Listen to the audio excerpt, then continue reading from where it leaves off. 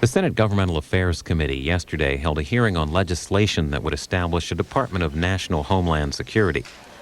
Members heard testimony from White House Budget Director Mitch Daniels and Warren Rudman of the U.S. Commission on National Security, among others.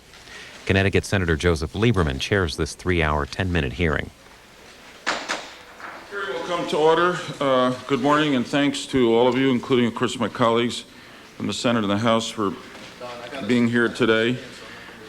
This Governmental Affairs Committee hearing will consider legislation introduced by Senator Specter, Senator Graham, and myself to organize the federal government so that it can better prevent, effectively prepare for, and quickly respond to terrorist acts made against American citizens on American territory.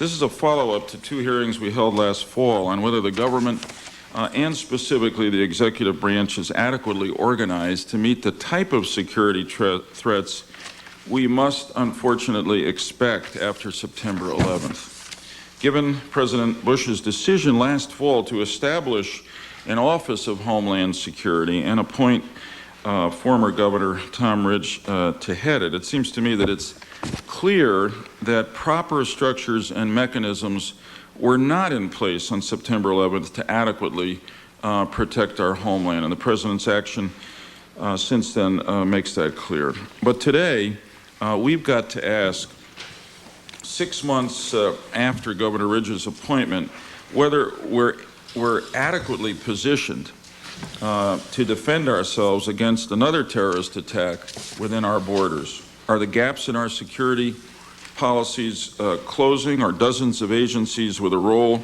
in protecting the American people against terrorism better coordinating their activities? Has duplication of efforts diminished? Governor Ridge, I am confident, has done everything within his power to make this nation safer. For example, he's helped to boost the administration's Homeland Security budget, and he's implemented a new warning system.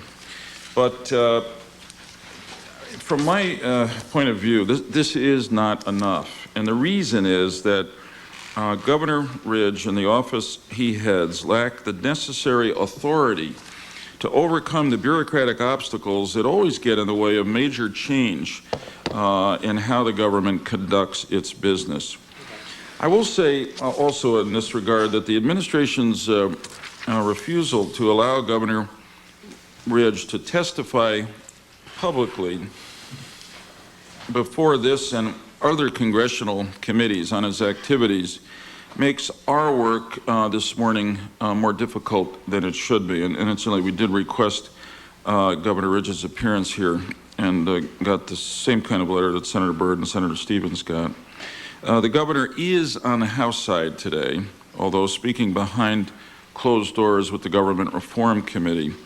But given the effect his work has on the lives of every man, woman, and child living within our borders, it seems to me that Governor Ridge needs to work with Congress in public in the way government officials with the authority he has have been doing for decades, indeed for centuries, which is to come before a public hearing and testify and have a transcript available for congressional and public review, to describe what he's doing, to flesh out his successes, to speak to his difficulties, in short, to be accountable. And he must do this from a position of strength and authority. America's war against terrorism cannot be allowed to get mired in domestic wars over bureaucratic turf. So the bottom line, as I see it, is that if statutory and budget authority are not conferred upon the Director of Homeland Security, the homeland defense of this nation will be less than it must be. Governor Ridge and his successors need to centralize their authority so our anti-terrorism policies are clear, consistent, and comprehensive. They need the power, frankly, to knock heads, to overcome bureaucratic resistance, to eliminate wasteful duplication of effort, and to target precious resources. And they need control over the budgets of agencies they're charged with overseeing, so those agencies will do what the director concludes in the national interest needs to be done. Together, that kind of authority will give the new agency the muscle necessary to compete with thousands of other demands for public money and attention. Last October, Senator Specter and I introduced legislation to establish such a cabinet-level Department of National Homeland Security led by a presidentially appointed, Senate-confirmed secretary who would be a member of the National Security Council, accountable not just to the president, but to Congress and to the public. We recognize that no matter how robust a department of this kind may be, it will not include every agency that plays a role in Homeland Security. But the bill we will discuss today does contain a number of improvements over our earlier version. The most significant changes are a requirement for a national strategy to combat terrorism and the establishment of a White House office to coordinate that strategy as originally proposed by our colleague Senator Bob Graham of Florida. These key improvements underscore the seriousness with which we regard the job of protecting the American public, and they speak to the public's desire, indeed the public's need for the best protection we can provide them. On an operational level, these improvements also allow for the government to coordinate anti-terrorism activities of the military and intelligence communities, which would be beyond the purview of the cabinet-level department that we are talking about. With this combined approach, I think we address the need to permanently restructure Homeland Security functions under a cabinet-level secretary who has operational authority and the ability to personally direct a government-wide plan. At the same time, we provide for the level of a coordination with other federal agencies and budget certification authority that can most effectively be implemented from the White House. Now, the formation of a Department of Homeland Security obviously requires a major restructuring of the federal government's public safety-related responsibilities. I know this will not be easy. History tells us that. There will be resistance. And it seems somehow appropriate, I hope no one takes offense, that I quote Machiavelli here, who said, Senator Rudman, it's just coincidental that I raised my head when I mentioned Machiavelli, and I said, because you carry some of his wisdom. But anyway, he once said, there is nothing more difficult to plan, more doubtful of success, nor more dangerous to manage than the creation of a new system.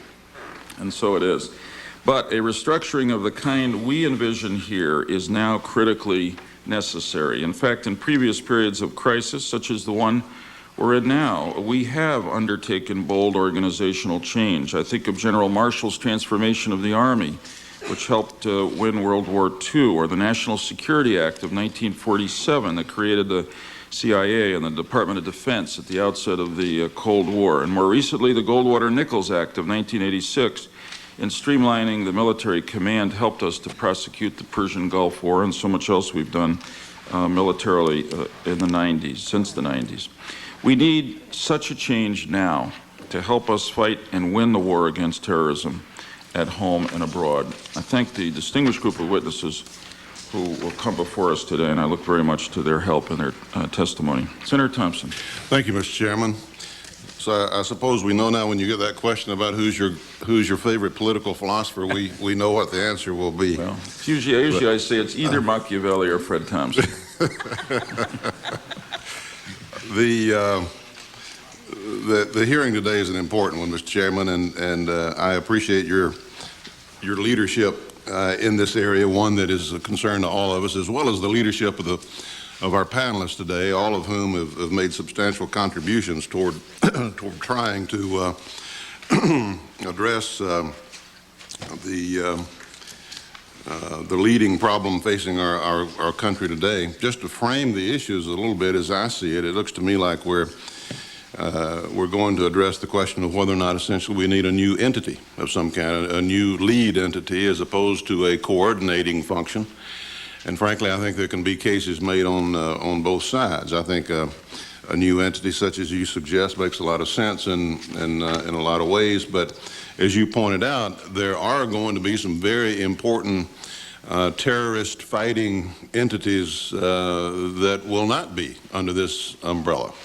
and what we do with justice and the CIA and the FBI and all of that, and is a big question. And I think that's why it should be understandable the administration is taking some time to come with its own plan. As I understand it, its strategic plan is going to be forthcoming this summer sometime. But I'm reminded, I think, General McCaffrey, when he was here testifying some months ago, he said, I forget the number of years he used now, but he said it would be several years, as I recall, in his opinion, before we had a good feel on exactly what we needed and which direction that we needed to go in, and suggested we be careful as we proceed and not assume that we have the answers to all these questions. I think today will help us get a better understanding of what those answers are. We're also faced with the question of whether or not it ought to be statutory. I think the administration has and will make its case today with regard to that issue. I must say that it appears that the job that Governor Ridge has is turning into more of an operational one, and certainly more of a public one than some of the other entities, comparable entities such as the NSC, that's being used sometimes to draw comparison. Separate question is reorganization and consolidation and integration of the various agencies. As we know, we have, 40, 50 agencies now involved. I think most people realize that we can't continue on with, Customs being in Treasury, INS being in Justice, the Coast Guard being in Transportation, and all that. But it is extremely difficult to make modest changes and get them through Congress when jurisdiction is involved. And we in Congress have not much to be proud about in terms of our own situation. We have 10 committees now involved in trying to so-called oversee this issue. How do we expect this to all come about smoothly when we've got that kind of situation? We've got jurisdictional anomalies, out our ears. The Banking Committee now has Export Administration Authority. The consideration of dual-use items that can be used for military purposes in the Banking Committee. About the only committee that doesn't have national security implications has got that particular piece. So we've got a lot of work to do on our side also. And it occurs to me there will be that reorganization is essentially a congressional problem, that we can reorganize. The president can't do this by executive order if he wanted to. We must be the ones that do it. If it's done, it's a challenge before us, but nothing is going to get done unless we have strong presidential leadership. I think it's going to take everybody pulling together to make even modest changes in terms of reorganization, a massive job, and probably much more of an important one than the particular title we give the person who brings all this together. It occurs to me that how we change this setup, if we change it, when we change it, is very important. But unfortunately, like so many other areas, presidential leadership is the vital part of any change that we make. Without it, doesn't matter what we do. With it, it almost doesn't matter what we do, quite frankly. It's right there at his doorstep, and he's going to have to provide the leadership and take the responsibility and have the accountability. And I think he's doing that. And can it be done in a better way? Perhaps. But I think we need to face up to the fact that to have any changes, we're going to have to work together with the White House to get them done. And to have any real results, we're going to have to do the same thing. And under the president's leadership, I have been of the mind that we should keep open minds about how we should proceed and what we need to wind up with ultimately. I still feel that way. The national strategy is due, I believe, in July. I'd like to see what the administration comes up with. I believe that because the job is so important, is so complex, as General McCaffrey pointed out, that we need to give the administration a fair shot at coming forth with how they feel it ought to be done, and see how that flies and what it looks like, and to the extent we can, see how it's working before we launch off into anything that would be extremely specific in the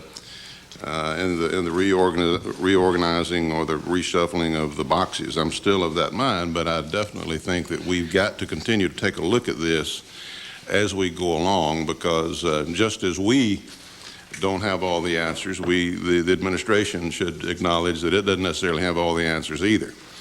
And we just need to continue down this road together, and I think that this hearing today is a good first step in that. Thank you, Mr. Chairman. Thank you, Senator Thompson. I agree totally with you that this is only going to get done if Congress is working together with the White House.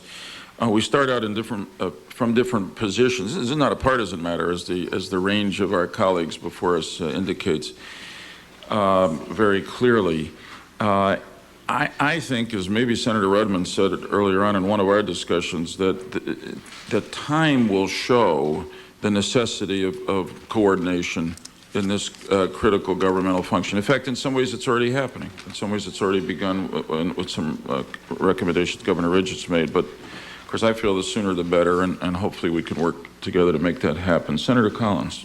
Thank you very much, Mr. Chairman. I appreciate your holding this hearing to evaluate legislative options to strengthen our homeland security.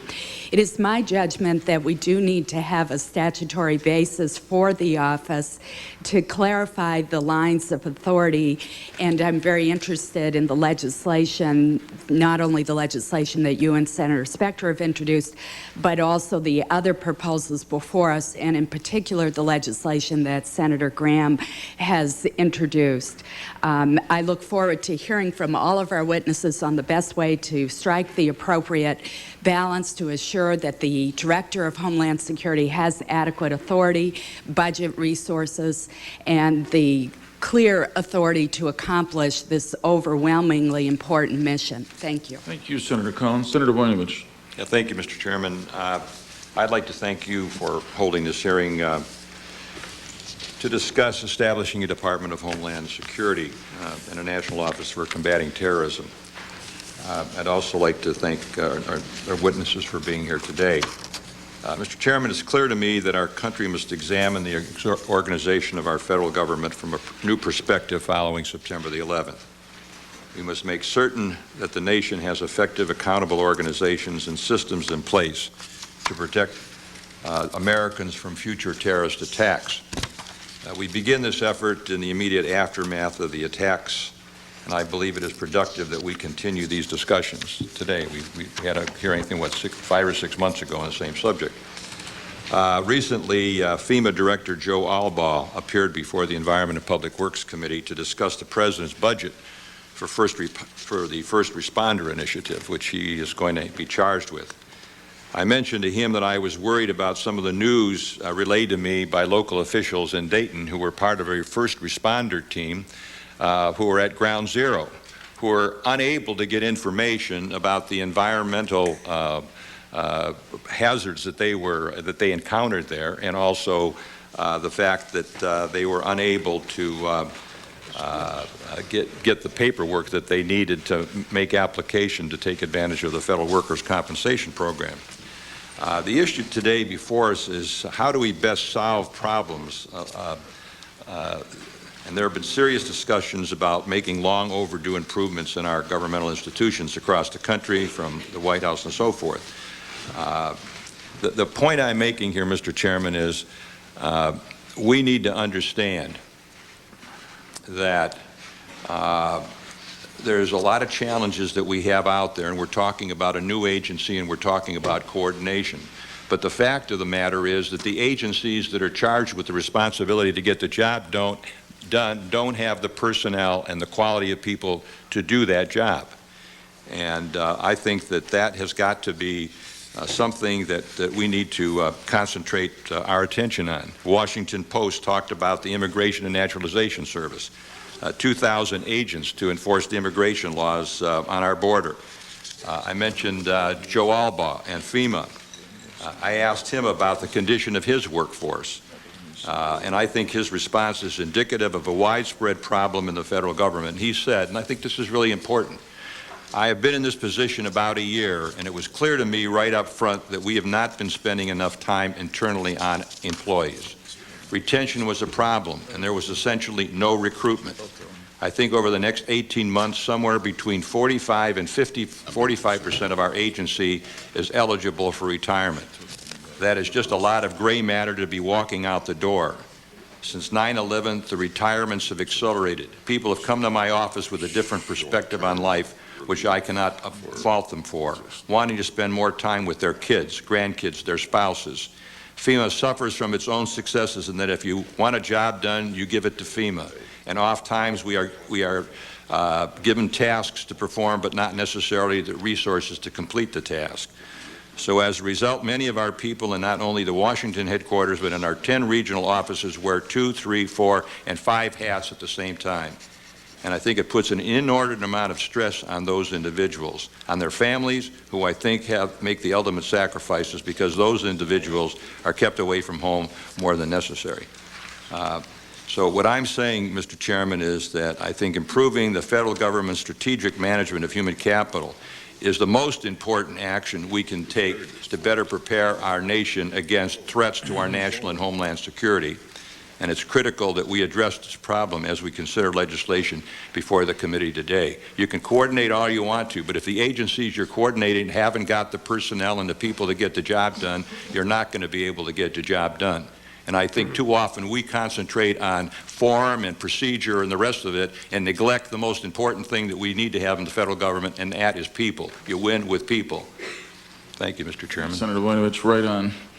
I'm very grateful for the presence of this group of members of both chambers, both parties here today, who've been involved in this, and we look forward to your testimony. I think Senator Specter has engaged me to go to. I think he's also, if I'm looking for an excuse to call on him first, he's clearly the most senior member before the committee, so I would call on Senator Specter now. Well, thank you very much, Mr. Chairman. Excuse me.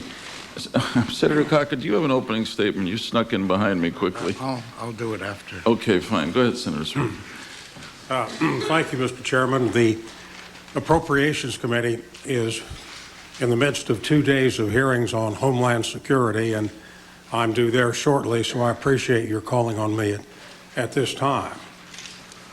I believe that it is very important for this committee to move as promptly as possible to structure a bill. The hearing on Senate Bill 1534 was on October 12th, and this is a matter of considerable urgency. I think that Senator Thompson is correct that there has to be input from the White House. It has to be an agreed upon format, but I believe that is likely to come once the legislative process moves forward. I served on this committee for 4 years, and I know its capability to take the legislation which has been introduced in a variety of sources and to mold it into a bill. And when that starts to happen, there's going to be input from the White House. But I think we have no time to spare to do everything we can to structure Homeland Security in the most effective way possible. I'm glad to see Senator Graham's addition to the bill on intelligence czar. I know from my service as chairman of the Intelligence Committee in the 104th Congress that there needs to be a revision in intelligence gathering and reporting. I'm glad to hear the reference to Machiavelli, Mr. Chairman. Glad to see one more co-sponsor on the list. Should materially improve chances. When you said Senator Thompson and Machiavelli were your two favorite political philosophers, I expected Senator Thompson to reply, didn't see much difference. in making alternative I'm sorry I brought this up. alternative choices. The job which Governor Ridge faces is a very daunting responsibility, and he is a man of terrific ability, which I know, having worked with him very closely for more than 2 decades, 12 years in the House and 6.5 years as governor. And when he says that he can walk down the hall and get matters resolved with the president, and no one will say no to the president, I agree no one's going to say no to the president. But it's pretty hard to walk down the hall every time there is a controversy. And we're talking about an institution. And it may be that the next director of Homeland Security will not have the very close relationship which Governor Ridge enjoys with the president. We are now seeing a battle of separation of powers with the position taken by the administration on having Governor Ridge not testify before the Congress. And I believe that that would be obviated if the Congress acts to create a cabinet level position. Then there would be no doubt about it. My own view is that when you have as much responsibility as the Director of Homeland Security has, and you have a say on $37 billion, that you really have a de facto cabinet officer. This is not like the National Security Counselor, who was created by statute and by congressional enactment in 1947, put aside, so that the analogy to Dr. Condoleezza Rice, I think, is not apt. And the sooner we move on to have a structure here, I think the better off we will be. My yellow light is on, and you have a long list of witnesses, and I'm going to observe the time meticulously. But in closing, I would emphasize the need, I think, for early action. 9/11 has had its 6-month anniversary. Senate Bill 1534, which you and I introduced months ago, had a hearing on October 12th. In my view, the sooner this committee acts, the sooner we will get the ball rolling, and I think we can work out an accommodation with the White House.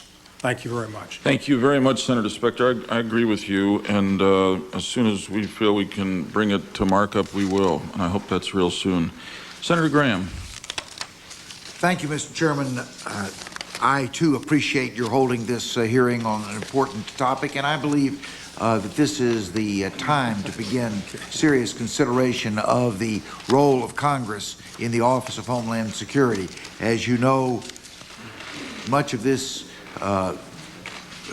bill that's before us today is a product of legislation that was introduced in the fall of last year.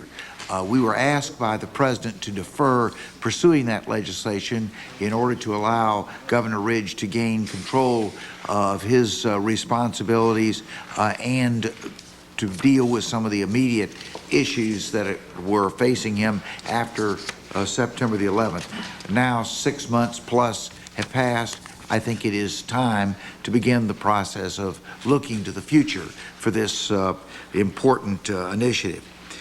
The legislation which, with Senator Feinstein and others, I introduced last fall was S. 1449, and in substantial part it has now been incorporated as Title II in the legislation that is before us. This legislation has as its purpose to institutionalize the Office of Homeland Security and assure its accountability to the American people. To do that, the legislation would provide that the director of the office would be appointed by the President with the advice and consent of the Senate. The director would develop a national strategy for the prevention and response to terrorism. The director would be required to certify all portions of the federal budget relating to terrorism. Last November, with Paul Light, the director of governmental studies at the Brookings Institute, I co-authored an op-ed in the Washington Post in which we set out 7 benchmarks against which the American people and the members of Congress could measure the effectiveness of the current executive order Office of Homeland Security and help us to determine if a more formal statutory authority was warranted. I'd like to use my remaining time just to briefly comment on those benchmark standards in hope that they might be helpful to this committee as it attempts to answer that question. The benchmarks that we identified were first, that Governor Ridge needs to be first in line for information. This is particularly true as it relates to sensitive intelligence information that would require action which had as its objective to avoid a terrorist attack. We do not want to be in the position of constantly picking up the pieces after an assault, but rather to be able to avoid attacks against our people. Number 2, Governor Ridge needs to have access to the principals who will make the operational decision for the appropriate agencies, and he needs to have that access on a timely basis. Number 3, Governor Ridge needs to be a gatekeeper in the budget and personnel processes. 4, Governor Ridge needs a permanent staff that owes its loyalty to him and to him alone. This recognizes the fact that there are inevitably going to be conflicts between this Office of Homeland Security and the line agencies which have parts of the responsibility for implementing the plan against terrorism. Governor Ridge, number 5, needs a staff which is close to him, and that is not only close in terms of its loyalty, but in terms of its physical proximity. 6, Governor Ridge needs a say in the selection of appointees at the agencies which will have significant responsibility for anti-terrorism and response to terrorism. And finally, number 7, Governor Ridge needs to be involved in all management reviews of the Homeland Defense establishment. 6 months after listing these criteria, Mr. Light and I would define the results as being mixed in terms of how well the operation of the office stands up against these criteria. He clearly has access to the information needed to do his job, but much of the information is still muddy, its sources diverse, and its usefulness often mixed. Evidence of this is the color-coded system of vague threat warnings which the office has developed. Governor Ridge also enjoys access to key decision makers from the President to the Vice President, the Attorney General, which was our second criterion. But what he has not had, at least not yet, it appears, is success in making his case on the need for the kinds of changes that will be necessary to give America an organized Homeland Security presence. He appears to have had his greatest success in the budget and personnel process, our third criteria. But the governor has continued to argue against making his case even for this area of success before the Congress. And he has said that he has no power to spend, obligate, or audit money, and for that reason has no obligation to come before the Congress. As for his staff, executive office space, and role in selecting key presidential appointees, again, mixed success. He is still running a minimalist operation, still looking for office space which is proximate to his own space in the old executive office building. And it is not clear that he's had a role in selecting key personnel. As an example, 2 appointments were announced recently, the nominee to be the Surgeon General and the Director of the Institute of Health. Both of these will be essential players in the fight against bioterrorism. Governor Ridge does not appear to have had much to say over the operations and management of the Homeland Security establishment, which was our 7th and final criterion. As the recent events in the INS suggest, Homeland Security continues to depend on agencies that are properly structured, staffed, and led, and when those criteria are not present, then we expose ourselves to the kind of tragedies that occurred on September the 11th.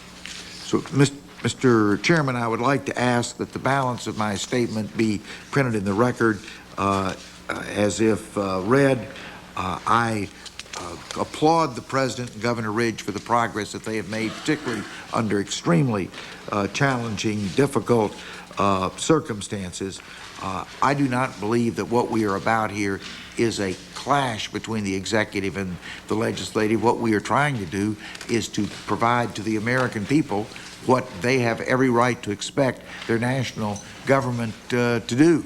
If you read the first lines of the Constitution, it clearly outlines that protecting the homeland is one of the fundamental reasons that this government was established.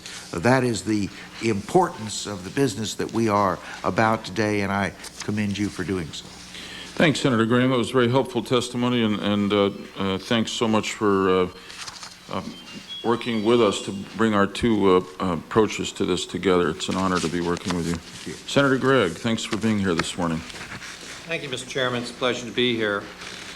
Also, I'm also participating in this Appropriations Committee hearing on Homeland Security, which is going on. I think it's appropriate to raise that, not only because Senator Specter headed off to it, and I'll be heading off to it soon, but because the first witness, major witness called to that committee by Senator Byrd was a professor of government from Pennsylvania. I believe his name was Glover. And his basic theorem was that centralizing the decision process in a Homeland Security office at the White House at a cabinet level was probably not the best approach to take, interestingly enough. And the reasons he pointed out were the same as raised as concerns by Senator Thompson, which are that the centers for excellence in our government for addressing terrorism are already pretty well established in agencies which have an line of authority which is never going to be able to be pulled into a central cabinet level position, specifically the FBI, the CIA, State Department, and Department of Defense and Justice. And I'm not sure I'm fully attracted to that idea. I do think that there is a role for an individual who has the authority of the Homeland Security portfolio. But the question becomes, what should that authority be, and what should that individual's role be? I've spent a fair amount of time on this issue, and in fact, as chairman of the Commerce State Justice Committee for the last 4 years prior to the changeover, I held a number of hearings on this specific issue, which was the interrelationship of the different departments, and came to the conclusion that we do need some sort of reorganization to put structure into what we're doing. But rather than going the full step of creating a cabinet level position which tries to pull in Homeland Security but cannot accomplish it fully because of some of the players simply will not be pulled in, such as the FBI and the Justice Department, State Department, CIA, and Defense, my suggestion is that we take a lesser step, but one which would produce an efficient response to a known problem, and that is our borders. Probably no element of this entire exercise has less effective coordination now than the management of our borders in the area of protecting ourselves from terrorist actions. We have seen consistently breakdowns in the INS and the Border Patrol. We have seen overlapping responsibility and ineffectiveness from Customs, INS trying to work together. We know that agencies such as the agricultural quarantine efforts and the Coast Guard, which have huge responsibility in this area, are not being coordinated in a systematic manner with the other agencies such as Border Patrol. So I would like to suggest that rather than pursuing the course that is maybe the full effort, which has reservations to it, which have been outlined, that we take a look at resolving a problem that we know we can resolve, which is to take all the different Border Patrol elements of our government and put them into one agency, and then give that cabinet status. Specifically, I propose this in a bill, S-2020, which takes the elements of INS, which include Border Patrol and visa activity and immigration activity, elements of the full element of the Coast Guard, the elements of the DEA, which are covered by the Border Patrol, elements of the Agriculture Department, which are covered by, which involve making sure that foods coming into our country are safe. Put them under one management structure and under one leadership coming out of the administration, which would have a cabinet level status. I believe the practical effect of this approach would be that at least in one part of the question of how we protect our nation, which is determining who's coming into the country and what they're doing when they're in the country, what products are coming into the country, and what sort of threat is coming as a result of those products, at least in that one specific element, we would have structure and we would have coordination and we would have a responsible approach. Today we don't have that. Unfortunately, our borders are porous, our management of those borders is inefficient, and the lines of authority are overlapping and confusing. So I would like to suggest that this committee take a look at as it proceeds down the roll of looking at your broader bill here, which I'm sure you're going to want to mark up and report out, that I would like to suggest that as a parallel effort, you consider taking a look at marking up a bill which would resolve the issue of our borders and managing the people and managing the issue of who's coming into our country and what's coming into our country.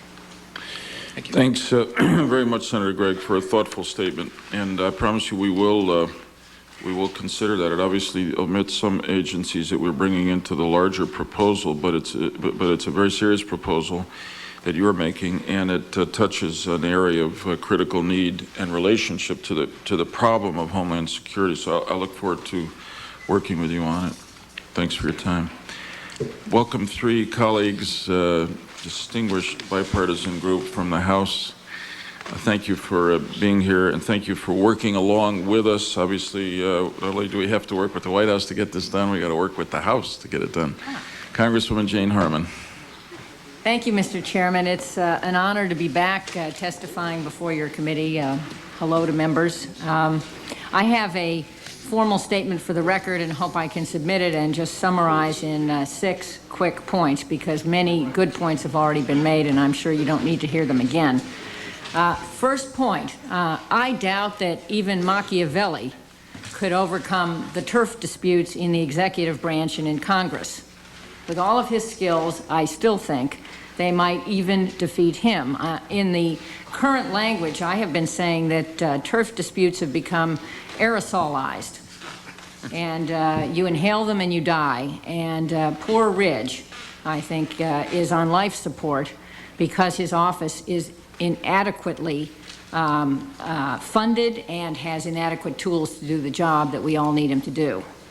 Second point, I believe that your new legislative thrust that we're discussing today, the combination of 2 ideas, combines the best bipartisan ideas that we've been able to come up with in the House and in the Senate. And I know that the 3 of us over here from the lower body have worked together, are prepared to work together, and eagerly want to work with you to fashion the best possible legislation and introduce a companion bill in the House at the same time that you introduce this bill, so that hopefully that will expedite its consideration in both bodies and its becoming law, because I do think we need a statute to settle these issues.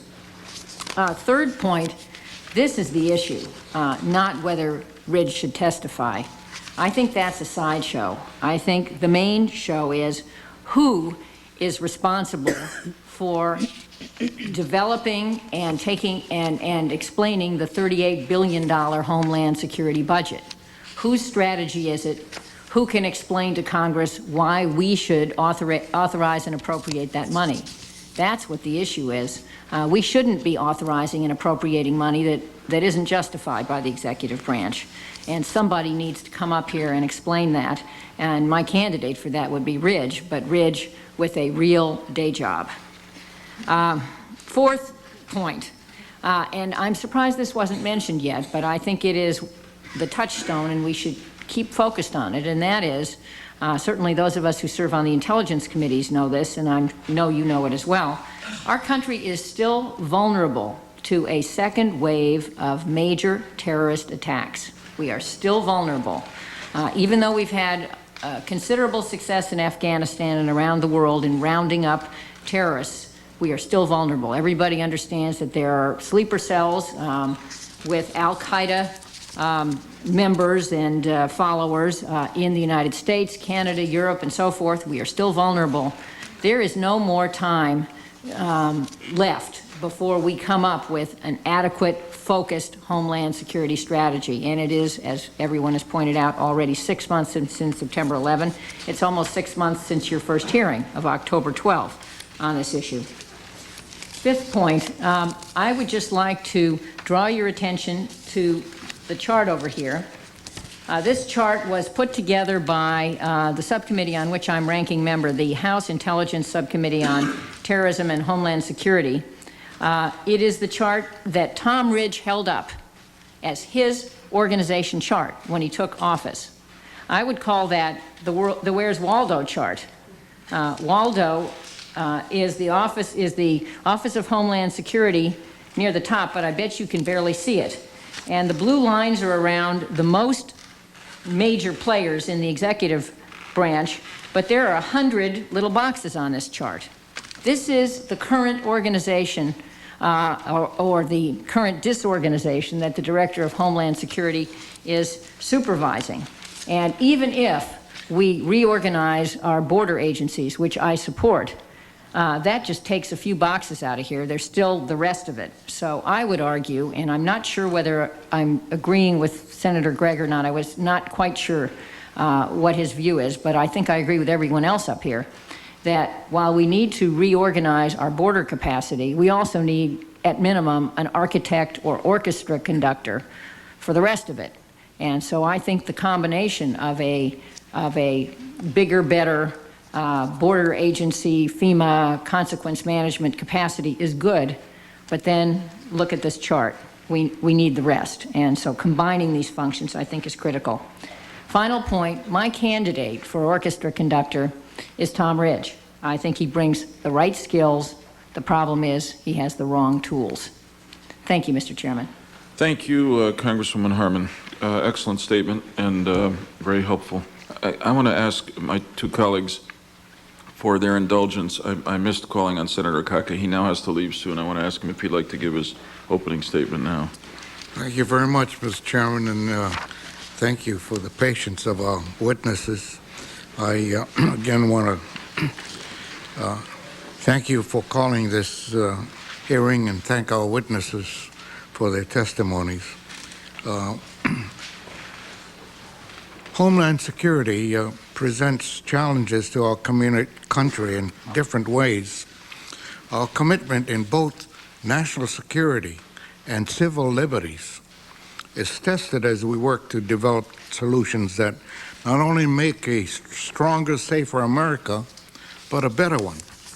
We need to determine how we can best prevent, protect, and respond to threats on the homeland while preserving the freedoms that define America. The legislation we're reviewing this morning raises for me several important issues. Whatever strategy we undertake must maximize the talents of those charged with Homeland Security, as well as provide sufficient resources to address the threat. There are members on this committee who have been addressing this. I recently chaired a Federal Service Subcommittee hearing where representatives across government testified that their agencies need more people with critical skills in math, science, and foreign languages. Senators Durbin, Senator Thompson, and I have introduced the Homeland Security Federal Workforce Act, S. 1800, and the Homeland Security Education Act, S. 1799, to ensure that agencies have the critical people with the critical skills to guide the federal agencies in their national security missions in the long term. Senator Voinovich and I also have been working on this. Nor should union representation be a litmus test for patriotism of federal workers. The administration has already set a precedent by eliminating certain Title V rights for federal workers in national security positions. And so I'm disappointed by the administration's recent action, barring union representation for some 500 clerical and support employees at the Department of Justice. We should avoid the unintended consequences of a further erosion of Title V rights, including collective bargaining arrangements for federal employees. Federal employees are prohibited now by statute from striking, and their right to union representation does not constitute a national security risk. Union members are no less loyal than other members and Americans to their country. What the attacks of 9/11 demonstrated is that we are all soldiers in the war against terrorism. Moreover, we need to be certain that government has enough of the right people and resources to carry out new Homeland Security missions. The mission and responsibilities of the proposed Department for National Homeland Security is greater than the sum of the individual missions of the agencies that make it up. Like other agencies, the Department of Homeland Security should have enough of the people and resources required to carry out its mission. The Director of the National Office for Combating Terrorism and Secretary of the Department of Homeland Security would be charged with domestic security responsibilities. Both should be under civilian control, with the heads of both offices subject to Senate confirmation. We should also remember that future terrorist attacks will affect regions of the country differently. There is no one-type-fits-all strategy.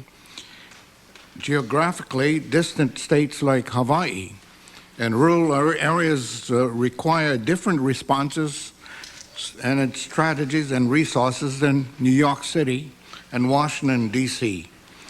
As we review this legislation, Mr. Chairman, we should consider how it can be most effective while preserving the principles that make America great. I wish to express my appreciation to the witnesses, your patience, and thank you very much, Mr. Chairman. Thank you very much, Senator Cook. I appreciate your being here. Congresswoman Tauscher, thank you. Thank you, Good morning. Mr. Chairman. I appreciate being before you again. I thank you and Senator Thompson and the committee for having us here. I also thank Senator Graham for his leadership in harmonizing the two bills that we had all been working on. I thank my colleague Jane Harmon for her great leadership on the Intelligence Committee, and I especially thank my colleague Mac Thornberry for his prescience and his foresight a year ago to introduce a House bill to create a Homeland Security Agency. Would you put Mac up there with Machiavelli, or? He's our 21st century version. Oh, maybe that's what Mac is short for. Yeah. Okay. Actually, I should probably defend him on that. He's a much nicer guy. He just likes to be called the Prince every once in a while. I also want to thank Senator Rudman for his help and his friendship and working with us on this issue for so long.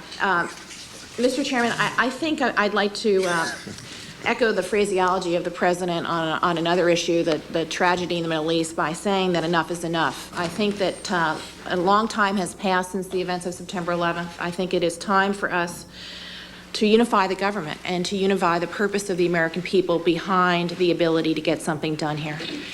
What I am tremendously concerned about is, while there is good work being done here and good work being done at the House, and obviously the President has picked a man of great pedigree in Governor Ridge, who I believe would be unanimously perhaps endorsed by the Senate for a cabinet-level position.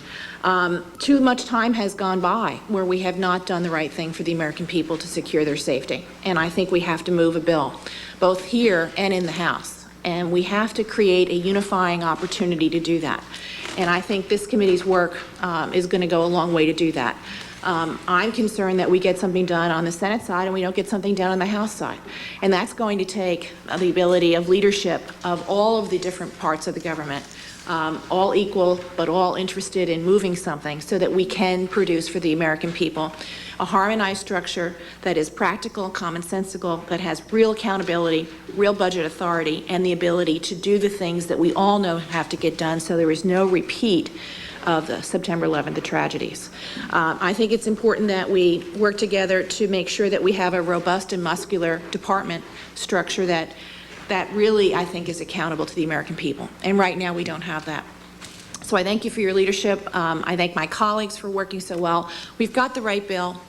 We have the ability, I think, to move to compromise. What we really need now is leadership, and we need the White House to support us, the administration to support us.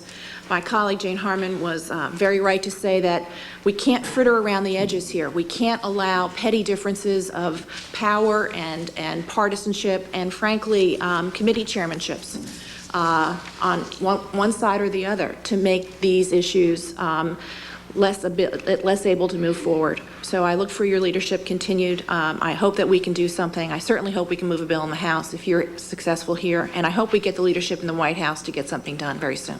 Thank you. Well said. Thank you very much, Congressman Thornberry. Thanks for your patience. Thank you, Mr. Chairman. I appreciate you having me back, and members of the committee. I also appreciate the time and effort this committee has put into looking at the issues of organizational reform. It's not very glamorous work. You take this chart that Ms. Harman has and rearrange the boxes. It doesn't just excite a lot of people. And yet, I think it's important. Senator Voinovich is exactly right. It's not a magic answer. We still have to put the money, we still have to have the people, we still have to have the technology to make, for example, border security work. But I think the rest of the story is we can continue to pour money, double, say, Homeland Security budget, and if it's not focused, if it's not integrated, we're not going to get the most out of that money. And organizational reform is very important to making sure that it's focused and it's working the right way. As has been noted, the last 6 months we haven't seen a lot of progress. Governor Ridge has certainly had his hands full. I worry that we're moving towards some sort of a kind of a half-hearted approach, maybe divide INS and take customs and bring it over with the Border Patrol and say we have done what needs to be done, but we will not, in my view. I really think we need to try to get it right. As you know, Ms. Tauscher and I introduced a bill last year based on the Hart-Rudman Commission proposals to create a Department of Homeland Security similar to your and Senator Specter's bill. I think it's important to have that sort of department to bring together these various entities which are fractured all over the government. In addition to the border security piece, it brings together the cyber security as well as emergency response, kind of a beefed up FEMA, and so tries to bring that together. I think it's also important for us to remember, and I'll give him a little build-up before he comes up here, that the Hart-Rudman Commission was a panel of some of the most preeminent Americans dealing with the broad range of the challenges the country faces, and they spent 3 years studying this problem. This is not a knee-jerk reaction to September 11th. This was out way before September 11th, and 3 years of work had gone into it before then. So it is well thought out, and we can study a problem to death, and I think we have to be careful of that. I have some improvements, I think, on my original bill, such as bringing in the agriculture inspectors that Senator Gregg talked about and some others. But I think it's significant that the approach that Ms. Harman has talked about, we feel very confident in bringing those together. As she said, having an orchestra leader to coordinate on a drug czar kind of model the wide range of government responses, but still having a department where the rubber meets the road, can make sure that the Customs Service radios actually work with the Border Patrol radios. And the details of implementing it is critical, but you have to have that direct chain of command and budget authority to make that happen. So I think bringing the two approaches together makes a lot of sense. Mr. Chairman, I'm a little bit embarrassed to admit that I'm familiar with that Machiavelli quote that you mentioned earlier, and I know part of the rest of it. It goes on to talk about how the people who have some stake in the present system only see their interests threatened, and the people who may have a stake in the system to come don't see it as realistic enough to fight for the change. And so what you're left with is getting attacked from all sides. And I think that's what organizational reform often ends up happening. But every day that we fail to take on the turf battles in the executive branch and in the legislative branch, every day that goes by, we have a vulnerability that I think we have an obligation to try to protect. And I think we do have a responsibility to work with the administration, but to move it ahead and not continue to sit around and twiddle our thumbs and say, oh my, when something else happens, because something else will happen. Thanks again for having Thank you, Congressman Thornberry. Thank you all for your leadership. You have been prescient, and I appreciate the fact that you're working together as we are on this side, and I think we've got to try to move these ideas forward and then engage along the way with the White House as best we can, and hope we can have a good meeting place. But your sense of urgency is just right, and I hope we can conduct our affairs through this committee in exactly that tone. Thank you very much. Wish you a good day. We'll now call the second panel, the Honorable Warren Rudman, co-chair of the U.S. Commission on National Security for the 21st Century, and the Honorable David M. Walker, Controller General of the United States General Accounting Office. I thank both of you for being here. Senator Rudman,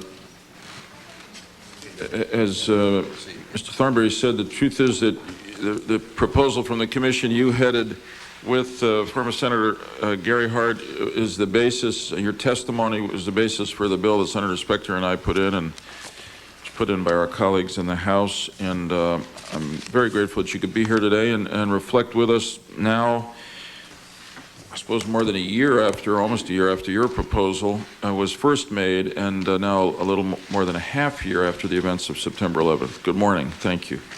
Morning, Mr. Chairman, Senator Thompson, fellow New Englander, Senator Collins. I'm delighted to be back before this committee again. I spent many hours in this room over a 12-year period, and I'm glad to see it's still in good hands. Thank you. Rather than go through a number of points that I had prepared, I think it's fair to say that you all have a pretty good understanding of what the Hart-Rudman Commission did. Certainly you've all been briefed on it. We've had a hearing on it. So rather than do that, I would rather speak very briefly about something that kind of has occurred to me. I purposely got here as early as I could to hear the previous panel and to hear the opening statements, because I wanted to reflect on those statements. And so let me just comment briefly about how I'm viewing this right now and how I think our commission would. There is no question but that the legislation that you introduced earlier this year, that Mac Thornberry introduced after extensive hearings in the House, and that my fellow New Hampshireman, Judd Gregg, talked about this morning, was the single most critical thing that we thought had to be done and could be done in fairly short order. And that was the operational side of it. Now, it is my belief that with a president that has a popularity now of still better than 70%, and a country that is preoccupied with future terrorist attacks, and with good reason, there is no excuse for not going ahead and at least trying to make our borders secure, which is Title I of, I believe, Title I of your bill. And I think you've improved on the recommendations that Hart-Rudman made by including some other aspects of government that properly belong there. Obviously, the entire prevention piece, counterterrorism, the FBI, the CIA, all of the other intelligence agencies will remain where they are, and will have to have a strong link to what you finally do with the border agencies. But there is no reason, if you wanted to go to a zero-based budget today, to put the Coast Guard in the Transportation Department, to put Customs in Treasury, at least their law enforcement function.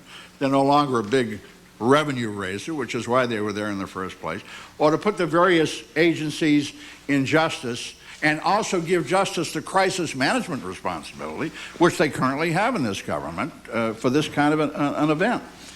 Makes no sense, ought to be changed. And for those in those various services that are concerned about their personnel systems, their uniforms, their traditions, we're not saying to change that at all. The Coast Guard will still be the Coast Guard. And that's something that, Senator Collins is concerned about from the state of Maine, with good reason. It will still be the United States Coast Guard. The only difference will be it will report to a Secretary of Homeland Security instead of a Secretary of Transportation. And I want to urge you, and I've talked to my fellow commissioners about the testimony I would give here this morning. I want to urge you that nothing is more important than that. If you cannot guard the border, then you cannot have adequate Homeland Security. Lord only knows, if you walk the Maine border or the New Hampshire border, it's difficult enough to keep it secure with what we have. But to have it in the shambles that it's in, with these agencies not even talking to each other, makes no sense. Let me also add that although we are spending a huge amount of money, parenthetically, I've been asked to testify before appropriations this afternoon, and I took a look at the budget numbers, and they're staggering. What, $36 billion this year, $38 billion next year? And we're spending all this money in airport security, and we probably ought to. Let me submit to you that I think a greater threat right now to the country are the 50,000 containers coming into U.S. ports every single day, less than 1% being inspected, not knowing whether they contain biological, chemical, nuclear devices. I mean, all of our attention is focused on airports, and we're going to get maybe hit someplace else. So when you talk about border security, I don't think there's anything any more important than that. And I would think that in a bipartisan way, it shouldn't be hard to convince the White House that this is in the interest of the country. Now, the second part is more difficult, and that's Title II. And I've looked at it at some length. I've gone back and looked at some of the work that we did over the last 3.5 years, and I asked one of the experts that we had working to look at it, and a group of us looked at it. And let me just read to you a paragraph that we put together. It's a short paragraph looking at Title II. This is not said in a critical way, it's said in a thoughtful way, but I think it will presage some of the problems you may have dealing with the White House and the National Security Council on your Title II. And that's why I wanted to call it to your attention. I think that section, we think, may be a mixed blessing. Surely it puts the Secretary for Homeland Security in the NSC, but it really transforms Ridge's office into a legal executive office of the President entity with a focus on counterterrorism that has some overlap with Homeland Security. People don't understand. There's a little bit of a difference between the two and the way they're defined within the government. Then you create a National Combating Terrorism and Homeland Security Response Council. I think that may add a little confusion because, in essence, many of the suggestions from our commission and others said, either or. Either department-based or executive office of the president-based. You've kind of got both. You've kind of got a foot in each camp, and I think you ought to look at that very closely. I think you fixed the operational integration problem in the bill perfectly, but I think you still blur the strategic integration problem. What we proposed was that the National Homeland Security Agency fix the operational issues, and we wanted the secretary or director of that to have membership on the NSC. Once you had that membership of the NSC, then you would integrate the strategic functions with the other agencies. You're doing it very differently. I would strongly recommend that you look hard at that section. I know it's important to Senator Graham. We've talked about it. I'm not saying it's wrong. I'm simply saying that it could add some blurring to what has to be a much clearer function of how do you develop the strategy, which is what has been talked about by people here this morning. Finally, I would say that the rest of the bill, you've done a lot of excellent things in it. It's a monumental effort. When your staff delivered it to my office, I couldn't believe it. It was like this. I figured Senator Lieberman was getting paid by the pound lately for his legislation. I wish. But I did read it. I read every line of it. I sent it out to our staff people. They looked at it. We think it's a terrific piece of legislation. We think that Title I is absolutely essential. You get that done soon, because there'll be a lot of scapegoating the next time something happens. And it turns out that Organization A had a watch list of their information technology that somehow B didn't have because they were located someplace else. And we have seen it all. We did not make this recommendation lightly. After all, we made this recommendation in 1999. That's the first time we made the recommendation, as Senator Thompson and I discussed the other day, in '99. And now we've got September 11th that came up, this past year, and there's no question time is a-wasting, and I hope you can act on it. If I can answer any questions, I'll be pleased to. Thanks, Senator Rudman. I guess the highest compliment I can give that is that's what I would call Rudman straight talk. I appreciate it on both points, and I look forward to questioning your position about the focus on border control and access is a very important one, and one I promise you we will consider ourselves. David Walker, thanks as always for being here, and we look forward to your testimony. Thank you, Mr. Chairman. Senator Thompson, it's a pleasure to be before the committee again to talk about the important issue of Homeland Security on what is the 7th month anniversary of September 11th. I would ask, Mr. Chairman, if my entire statement could be included in the record, and I will now move to summarize it. Without objection. At the request of the committee, Mr. Chairman, I will focus primarily on two issues. One, the need for a statutory base to address the Homeland Security area, and secondly, the status of our efforts to work with the Office of Homeland Security on the many requests that we've received from Congress. GAO, as you know, has done quite a bit of work in the past in the area of Homeland Security, in part based upon our strategic plan that focused on changing security threats in a post-Cold War environment. We had recommended months ago that a statutory Office of Homeland Security be created as a way to institutionalize the important responsibilities that have to be discharged in this area. In my testimony before the Congress this past fall, we noted and applauded the President's effort to establish the Office of Homeland Security, which he could do by executive order. It was the quickest way to be able to respond. But I think now that we've seen several months go by and heard from Senator Rudman and others, I think we clearly recognize that, as the President has articulated, this is a long-term effort which will span years, span administrations, and span individuals, and will involve billions and billions of dollars. And so as a result, I think it's important that we recognize that as to what actions might be necessary to make this effective over the long term and to assure appropriate accountability to the Congress and the American people for positive results-oriented outcomes. GAO has done quite a bit of work over the years demonstrating which type of approaches are more efficient, effective, and economical, and which enhance accountability to the Congress and the American people. Bottom line, there's a clear correlation that to the extent that there is a significant responsibility that spans administrations and years and that involves significant sums of money, that Congress has historically sought to address those with a statutory basis and to head those offices or operations with a presidential appointee subject to Senate confirmation. History has shown that those lead to a more effective and accountable activity.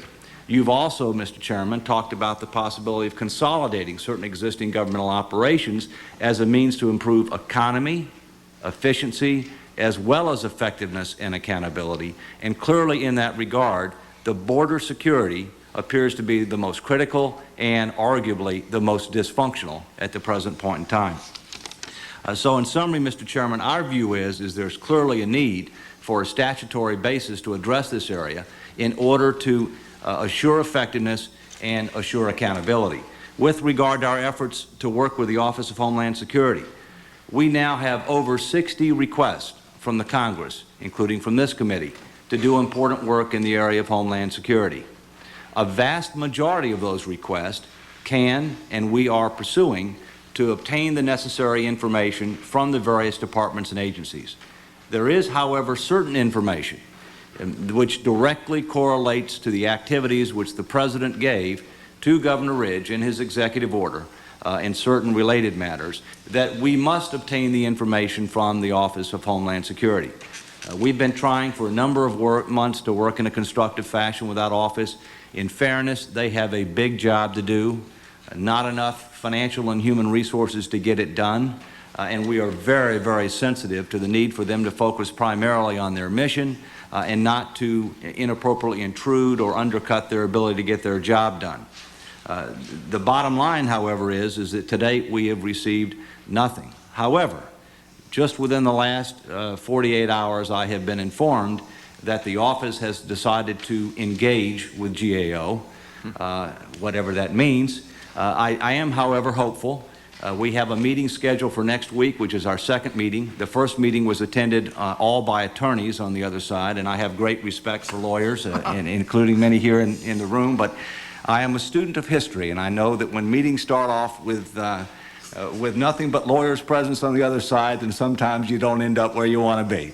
But I received a call as recently as yesterday saying that there would be a meeting scheduled for next week that would involve appropriate high-level policy officials, and I just want to... I suggest you bring Senator Rudman with you to that next meeting. I think he could be a tremendous help, absolutely. But the fact of the matter is that I think it is important that we receive this information because, after all, Congress counts on GAO for professional, objective, nonpartisan, non-ideological, fair and balanced analysis, and to publish our findings for the entire Congress and as appropriate for the American people. And I'm hopeful we're going to be able to do that with the Office of Homeland Security, and I'm cautiously optimistic based upon the call that I received yesterday that we will be. But we will let you know if we are having continuing problems. Mr. Chairman, I look forward to working with you and others in the Congress to address this important area, and I'm more than happy to answer any questions you might have. Thank you. Thanks, Mr. Walker. Please do keep us posted on that. We had sent, or I had sent a letter to Governor Ridge March 19th, just got answers yesterday, and you know, these are the kinds of questions about the functioning of the department that I wish he was here so that we could get more information than is contained in the letter, although the letter is an attempt to respond. Senator Rudman, I want to ask you about the 2 points you made, which are important to me, and the first is, just talk a little bit more. If I understand you correctly, you're saying that, and I remember the original proposal from the Commission had the three functions. I may not have the right words, but it was prevent, protect, and respond. Correct. Okay. And what you're saying now is that maybe it would be best to, not that the whole idea is still a good idea and the right goal, but there's such urgency about the border, problems at the border, that we ought to take out that prevent part and do it separately, which would leave out some of the critical infrastructure protection and certainly the whole FEMA response, emergency response. No, I'm sorry, you misunderstood me. I'm saying that our proposal, as amplified by Mac Thornberry and Senator Gregg, yes, that ought to be your first priority. That starts to protect the borders. Right. Okay. So you take and you create a Department of Homeland Security, which you may recall had FEMA in it, which was also response. Correct. It is response. Absolutely. You have FEMA in it, and then you have the border protection in it, and a few other things, and you get at least the non-strategic, non-intelligence, non-law enforcement operations consolidated, which you can do. I mean, let's face it, if anybody came up and said, let's put the FBI in the Department of Homeland Security, I mean, you know, nobody would be serious, or the CIA. We know they have to be where they are, but we can certainly take a number of these, and it's outlined in our report, further outlined in, I believe, your own legislation originally, as well as Mac Thornberry's, and so that's the suggestion. Okay, I got it, because I think Senator Gregg is talking about just, if I'm right, just doing the border control agencies. Well, he may be. I would add FEMA to that, but certainly the border control is very important. If you're going to go that far, you ought to put the first responders in as well. And if I can make just one point, following up on, so I can clarify one thing. Please. You know, the reason we made our recommendation that the Secretary of Homeland Security, or the Director, if you will, have a seat on the National Security Council, is to avoid the very kind of thing that we're facing right now. The Secretary of Defense will come up here about any time you ask him to, and he's a member of the National Security Council. He has an obligation in the United States Congress, the House and the Senate, and its appropriate committees. He is involved in strategy making for U.S. national defense. The problem, as I see it, with what has been created by executive order, and it had to be, it was the only thing they could do, was if you continue to have a non-confirmed person who has substantial either budget authority or budget veto authority over certain sections of budget, you get it in a real problem with the Congress. I mean, there's going to be a problem. There already is a problem. That's where we are right now. That's where we are. And we anticipated that. If you go back and look at the supplements to our work, the reason we suggested that a cabinet-level agency have a cabinet officer who's a member of the NSC, then there is no question but that he is accountable to the NSC and the President, but totally accountable to the Congress on the kind of questions that the GAO is trying to find out about. And that's why we made that suggestion. My comment is, I'm not sure you fix it in Title II. Yeah. That's my comment. Okay, talk a little more about that then, about what you're obviously Title II is in part, as it is in the House now, a blending of two different approaches here. Senator Specter and I focused, inspired by your commission, to do the overall department. Senator Graham and others wanting to just make statutory a coordinating office. So and then our thought is they're not, as reflected in this agreement, they're not inconsistent. So it is not inconsistent with what you're all trying to do. It is probably inconsistent with my experience working as chairman of the President's Foreign Intelligence Advisory Board. You may, I don't know if either one of you served on the Intelligence Committee during that time, but there were occasions when we were doing something that was of great interest to the Senate or the House Intelligence Committee. Legal counsel of the White House said, no way can you go up and testify before those committees on the separation of powers. I agreed with that. That was right. So we worked an informal way out of doing it. That was fine. But here, this is much bigger than that. You can't have an informal way to work this out. And I am concerned that if you try to have someone who is really in the executive office of the President, who at the same time is accountable to the Congress, you're going to get a problem. You're going to get a separation of powers problem, and there's going to be a lot of, you're going to have more lawyers than you need, trying to, lawyers instead of people working with the issue. That is why we made the suggestion we made. There is no question that a cabinet secretary is accountable to Congress, no matter what his role in the NSC. That was why we made that suggestion. Got it. Now, maybe you can make this work. I don't know, but my sense is the administration will have some problems with this. I do not speak for them, obviously, but knowing how most administrations, Republican and Democrat, feel about separation of powers. It's a very interesting point you're making, because I think there are some here on the Hill, at least, who feel that maybe the better way to go, better adjective might be the easier way to go, is to make that coordinating office statutory, because it doesn't involve all the bureaucratic head-knocking that is involved in the proposal that we're making. But it does invoke other constitutional and practical political problems. And I only say, Mr. Chairman and Senator Thompson, I caution you, I think you ought to work those out very carefully, because you've got a terrific piece of legislation here. It is really well thought out. It does need some fine-tuning. Mr. Walker, do you have an opinion on this question of the... Mr. Chairman, I think there's two things here. One is the strategy, setting the priorities, determining who has what roles and responsibilities, how the budget is going to be allocated, how do we measure success, coordinating, integrating activities. As this chart showed before, there are many, many players on the field. That, I think, is critically important that it be done by a statutory body headed by a presidential appointee subject to Senate confirmation, because we're talking about years, critically important activities, and billions of dollars. That could be done either through the way that you propose in your legislation, which is a statutory entity affiliated with the White House. I did happen to have a chance to look quickly at Mitch Daniels' testimony. He talks about a possibly ONDCP model to be able to do that type of activity. Then I think you have the separate issue of operational. You know, you're always going to have a lot more entities involved in this ballgame than you're ever going to consider consolidating. But to the extent that you want to consider consolidating some of the more critical, some of the more dysfunctional, whose missions have changed fundamentally over the last 200 years, you know, whether it be the Customs Service, whether it be the Coast Guard, they're fundamentally different in many ways. I think you need to do number one first. If you can do number two at the same point in time, then great. But number one is very critical. Thanks. Very helpful. My time's up. Senator Thompson? Excuse me, number one being what? Number one being is to make sure that whoever is responsible for setting strategy, determining priorities, signing off on resource allocation, determining how you measure success and holding people accountable, that is a statutory entity, may or may not be affiliated with the White House, like ONDCP, headed by presidential appointees subject to Senate confirmation.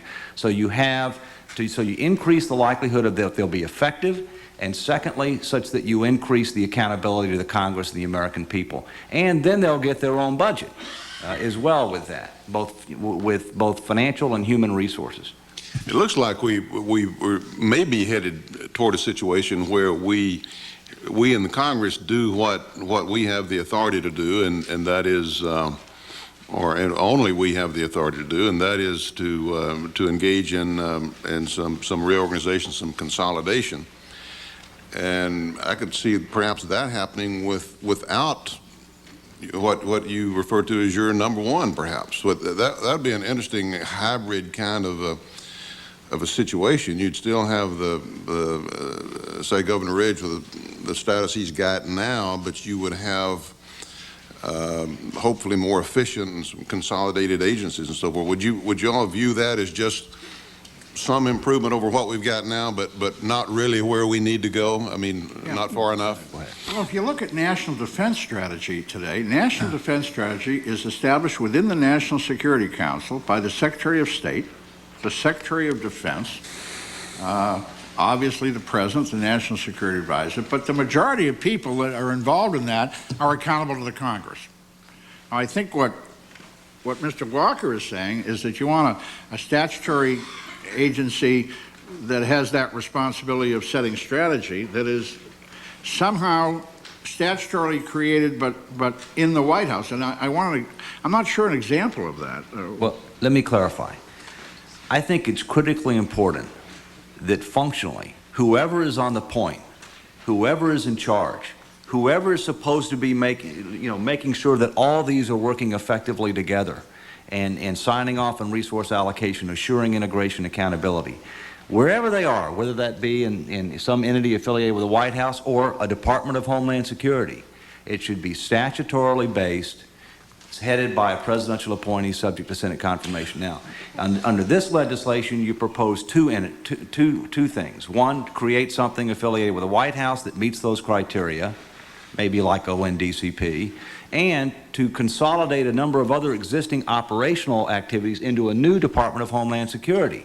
You could theoretically have that Department of Homeland Security also be responsible for the strategy, also be on the National Security Council, as Senator Rudman is talking about, and you could do it 2 in 1 and just have it in that one. But you properly point out it's going to be a lot more challenging, given all the different institutional interest and the turf, to be able to make that consolidation happen. I think it has a lot of intellectual merit, but if you just consolidate the operations and you don't deal with the strategy, I don't think you've gotten the job done. You know, if you mentioned a couple of times the Office of the Drug Control Policy. That's an interesting analogy to me, because it looks to me like it's one that both sides are using. On the one hand, you're saying that Governor Ridge is performing a function much like that, so why not make him statutory and why not make him confirmable? On the other hand, others point out that office seems to bear out, the history of that office seems to bear out the point that it has more to do with who has the office at a particular time and the president's interest in that office than it does the nature of the office or the details of its creation. When you had good, strong leadership, you got results, and when you didn't, you didn't. But Senator, that's true in anything, quite frankly. If you don't have the right leader, no matter what it is, you're not going to get positive results. The concern is that this is a very serious issue which spans years, which involves, billions of dollars. It's got to rise above the individuals involved or the personal relationships. You make a point in your written testimony. I think is one that I think bears a lot of thought. I've been looking at this. It occurs to me that Congress's big problem is that they want something to oversee. They needed we're supposed to do oversight, and the question is, under the existing arrangement, who do we oversee? 50 departments or parts of 50 departments, and some would say, well, the president ultimately under this arrangement is accountable.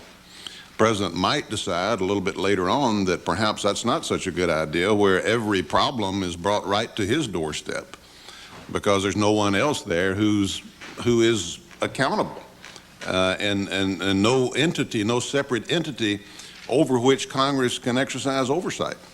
That's what you're getting at, I guess. It is, Senator. In fact, there's one very wise senator, I think it was the Senator Fred Thompson from Tennessee, who one time said, you want to try to avoid approaches that by definition are going to potentially lead to over-lawyering.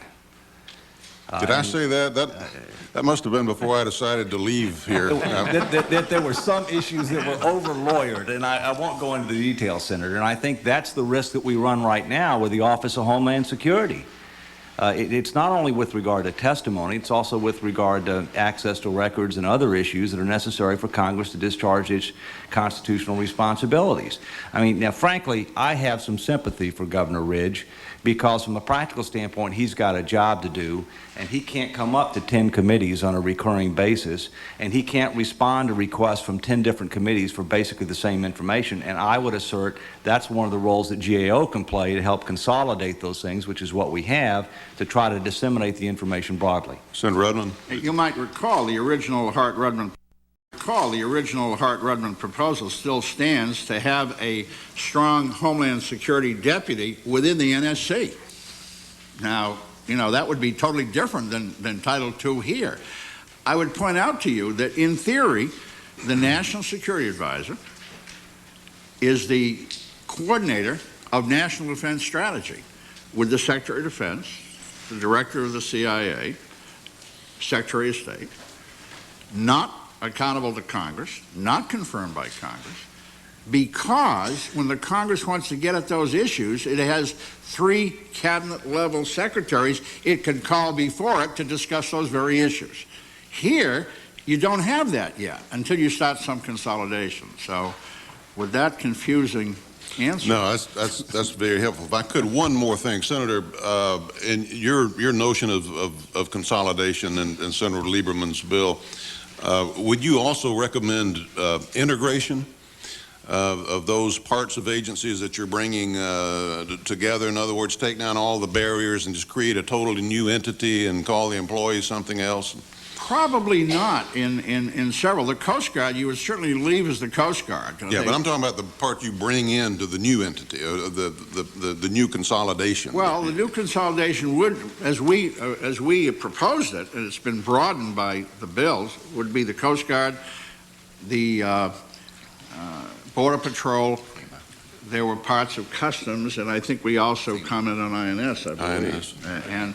And we would integrate those to the extent that they have duplicatory functions. The one thing we would do, eliminate a lot of overhead, because you would not have to duplicate all of the human resources, all of the financial, all of the other kinds of controls that each of them have along the way. You know how difficult even making small, modest organizational changes. Do you think the climate is right now for us to do something this large? Because I've never witnessed anything even close to this being accomplished. Senator Thompson, Mr. Chairman, let me just tell you, if after what happened on September 11th isn't enough to convince people we've got to secure our borders, I don't know what will be. I will tell you this. I wouldn't want to be holding public office if something like this happens again, and it turns out it happened because somebody slipped across a border that everybody knew wasn't supposed to. And that's exactly the accident that's waiting to happen right now. Thank you very much. You are absolutely right, and that sense of urgency in your voice ought to resonate in all of us as we consider these questions, because there is a danger here. Excuse me, there is a danger here that as the days pass from September 11th, our sense of commitment to change the structure to protect Americans at home will become less intense than the institutional inclination to protect turf and avoid change. And you know, what's on the line is just so large. I want to ask you a last question, which is both of you. I was thinking about Senator Redmond first, which it's been about a half year since you were last here on this subject. Governor Ridge had just been appointed. I wonder, and I know you've been busy in your own activities, but as you've been watching his activities from where you've been, has it strengthened your feeling about the Commission's proposal? Has it altered it in any way, to the best of your ability? And I know it's somewhat unfair, but how's he doing, do you think? I think he's doing very well. In fact, not so long ago, he went down. Gary Hart and General Boyd were invited down to meet with Governor Ridge to give him some of our thoughts. He wants that to be a continuing discussion because we did a lot of the groundwork in this area several years ago before it was even an issue. I think considering the daunting task he has and all of the turf protection going on, I think he's doing very well. I think certainly there are ways to strengthen his role along by some of the things that are recommended. The one thing people have to understand here, and there's been some confusion, Governor Ridge's position and what we're talking about in the Department of Homeland Security are quite separate. They're very separate. He's actually more like the office created in Senator Graham's bill, exactly. Yeah. Precisely. So they are, you know, people say, well, you know, we don't want to do that because we don't want to give up Governor Ridge's position. They don't understand your bill. They don't understand our proposal. Correct. And obviously, if we're lucky enough and able enough to adopt a proposal like the one we support, right, it would then naturally be up to the president where he wanted to put Governor Ridge. He might, in fact, make him the Secretary of Homeland Security. Exactly.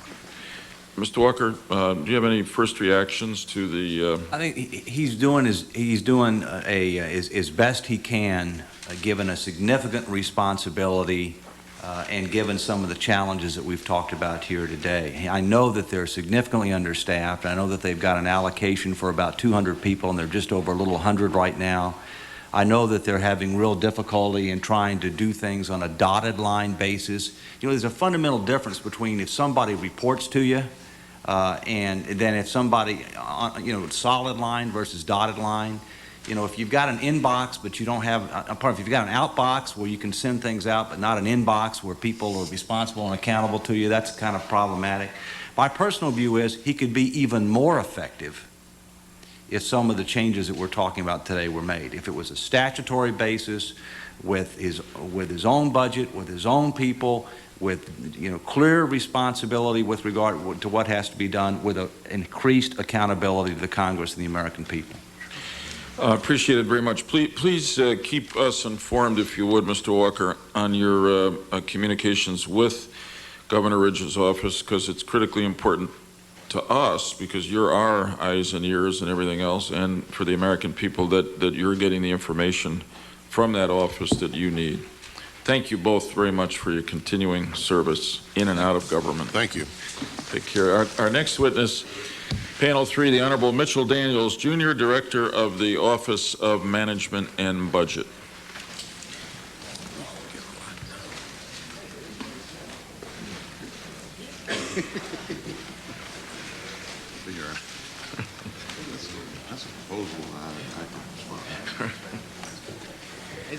Mr. Daniels, good morning. Hi. Thanks for being here. We look forward to your testimony now. The card says I'm honorable. Did you clear that with your colleagues first? Just done as an exercise of the chairman's prerogative. Thank you. But also after extensive fact-finding. Ready? Please. you have my written testimony, and let me just make a few verbal comments to get straight to your questions. We appreciate the opportunity to be here on behalf of the administration for an important hearing that bears on the best way to manage, if not anew, certainly the most dramatically enlarged responsibility of the federal government in quite a long time. A very, very appropriate hearing, and the bills that you're reviewing get at some very important questions. I think as the administration sees it, confronted with the sudden events of September 11th, the President embarked on this project in the only way that made practical sense and tried to get immediately off the mark, and we would assert that this was successful and that in a myriad of ways already, even though there is so much more to do, already the American public, American borders, American infrastructure is better defended by far than it was just 6 or 7 months ago. And for this, certainly the support of the Congress has been absolutely indispensable. As the President has said from the beginning, and Governor Ridge has said, the current arrangement might remain the preference of the administration, or it might change. And the administration is very open to alternative arrangements, and they're being looked at actively as they have been from the outset. The national strategy that Governor Ridge's office is working on will speak to this and may well make recommendations to the President about an evolution of the initial organizational structure. It'll look at clearly the models that are reflected in the bills that you are convened on this morning, your own bill and similar offerings from the House side. And I think we'll all need to examine together the pros and cons of each model. A model that is statutory, but I would say not operational, that is to say non-cabinet, I think may have very substantial shortcomings. I would note for one thing that the size and scope of Homeland Security is already twice that of our National Drug Policy Office. I would note secondly that at least for many that the ONDCP model is not well suited to operational responsibility if it should be decided that should be consolidated. On the other hand, a broader, more fundamental change like that represented in your bill could have many positive attributes. One question we would all have to ask each other is whether the jurisdictional territoriality, both in the executive branch and also here in Congress, makes such an idea practical, whatever its theoretical merits. I would observe in passing that in each of the President's first two budgets, we have suggested very modest here and there transfers of authority to try to rationalize some activities. And those are not always met with enthusiasm, however sensible they may appear. And there's a very important one bearing on Homeland Security, of course, in the 03 budget submission that has to do with consolidating first responder funding in one place at FEMA. We think that's an eminently sensible thing, but we've yet to assure ourselves we can convince a majority of Congress to make that even that modest step. So I know you're well aware of the hurdles that we might mutually face if we went that route. I would just close by saying that one thing that does appear clear is that under any configuration there will always be, now that Homeland Security is so obviously a permanent fixture of the American federal responsibility, it appears clear to us there will always be a need for an advisor in the White House to counsel the President about this very important and multi-agency responsibility. So even if, as might be the case, the administration concluded that new arrangements were in order, I would look for the Office of the Homeland Security Council, I should say, to remain in some form. Mr. Daniels, thanks very much for both the substance and the tone of your comments, which are quite open and made me think back to a meeting that Senator Thompson and I and several others from the House and Senate were at the White House last fall, shortly after Governor Ridge was chosen with the president, and I believe you were there. And at one point, Governor Ridge said that after some period of time in the office, while they were not for the proposal we were making at that time, well, after some point of time in office, he might come to Congress and ask for some organizational alteration, and your openness to that kind of change is much appreciated. And of course, I agree with you about the practical difficulties here. I mean, I will tell you, and you won't be surprised to hear either, that I've already begun to get calls from people who are clearly calling on behalf of agencies that are consolidated in our proposal, and it's fascinating how many feel like they'd be drawn down by connection with. Everybody feels they'd be drawn down by connection with everybody else. It takes me to the point that my colleagues, both on the committee and who testified on the first panel, made, which is that this is one. It's obviously not a partisan matter. It's a question of what we feel is the best way to get this done, and this critically important job of Homeland Security. And you know, Senator Redmond's typical clarity at the end there. God forbid there's another terrorist attack on the U.S. and it looks like one of the systems that we could have made better was the porous place through which those terrorists came. So we've got to work together together on this. Excuse me. I want to ask you to think. I do not need an answer now, but I would like to propose, just seize the moment if I could, and propose that we think about setting up some kind of informal executive branch, legislative branch working group on this subject. It's really that critical. I don't have any yearning to get into a confrontation on this. I think the best thing to do is see if we can figure out what we can agree on and get it moving, because I think the really fundamental and most important confrontation here ultimately will not be between Republicans and Democrats, and my guess is not between the White House and Congress, but it'll be, if I can put it this way, between those who favor organizational change and those who will resist it. So I hope, I don't know if you want to respond to that at all, but the tone of your testimony evoked that unprepared response from me. Oh, my instinctive response is very positive.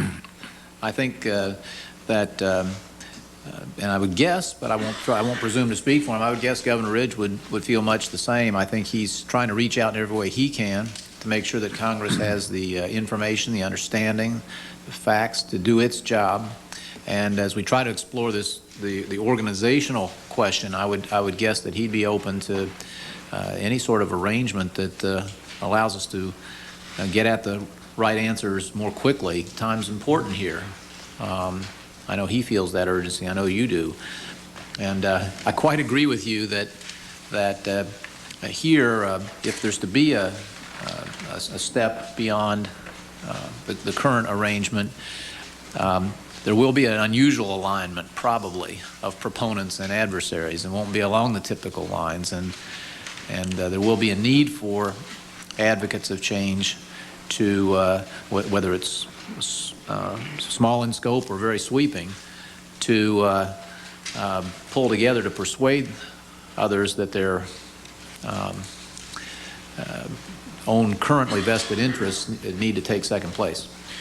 Good, thanks. We'll continue to talk about that. In that regard, I gather both from some published reports and just general word around, that Governor Ridge, in some sense, is true to what he said might happen when we were at the meeting in the White House last fall, did put forward a significant proposal to reorganize some of the key border agencies into a unified department. But we've also heard that he ran into exactly the kind of turf battles that we've just referred to, and that the Homeland Security Council recently recommended a much more limited proposal, as one of the panelists on the first panel indicated, involving a consolidation of customs and some INS enforcement functions into a border agency within the Justice Department. I wondered whether you participated in the Homeland Security Council discussions on that issue, and if you, to the extent you're able, could reflect on what the objections were to Governor Ridge's proposal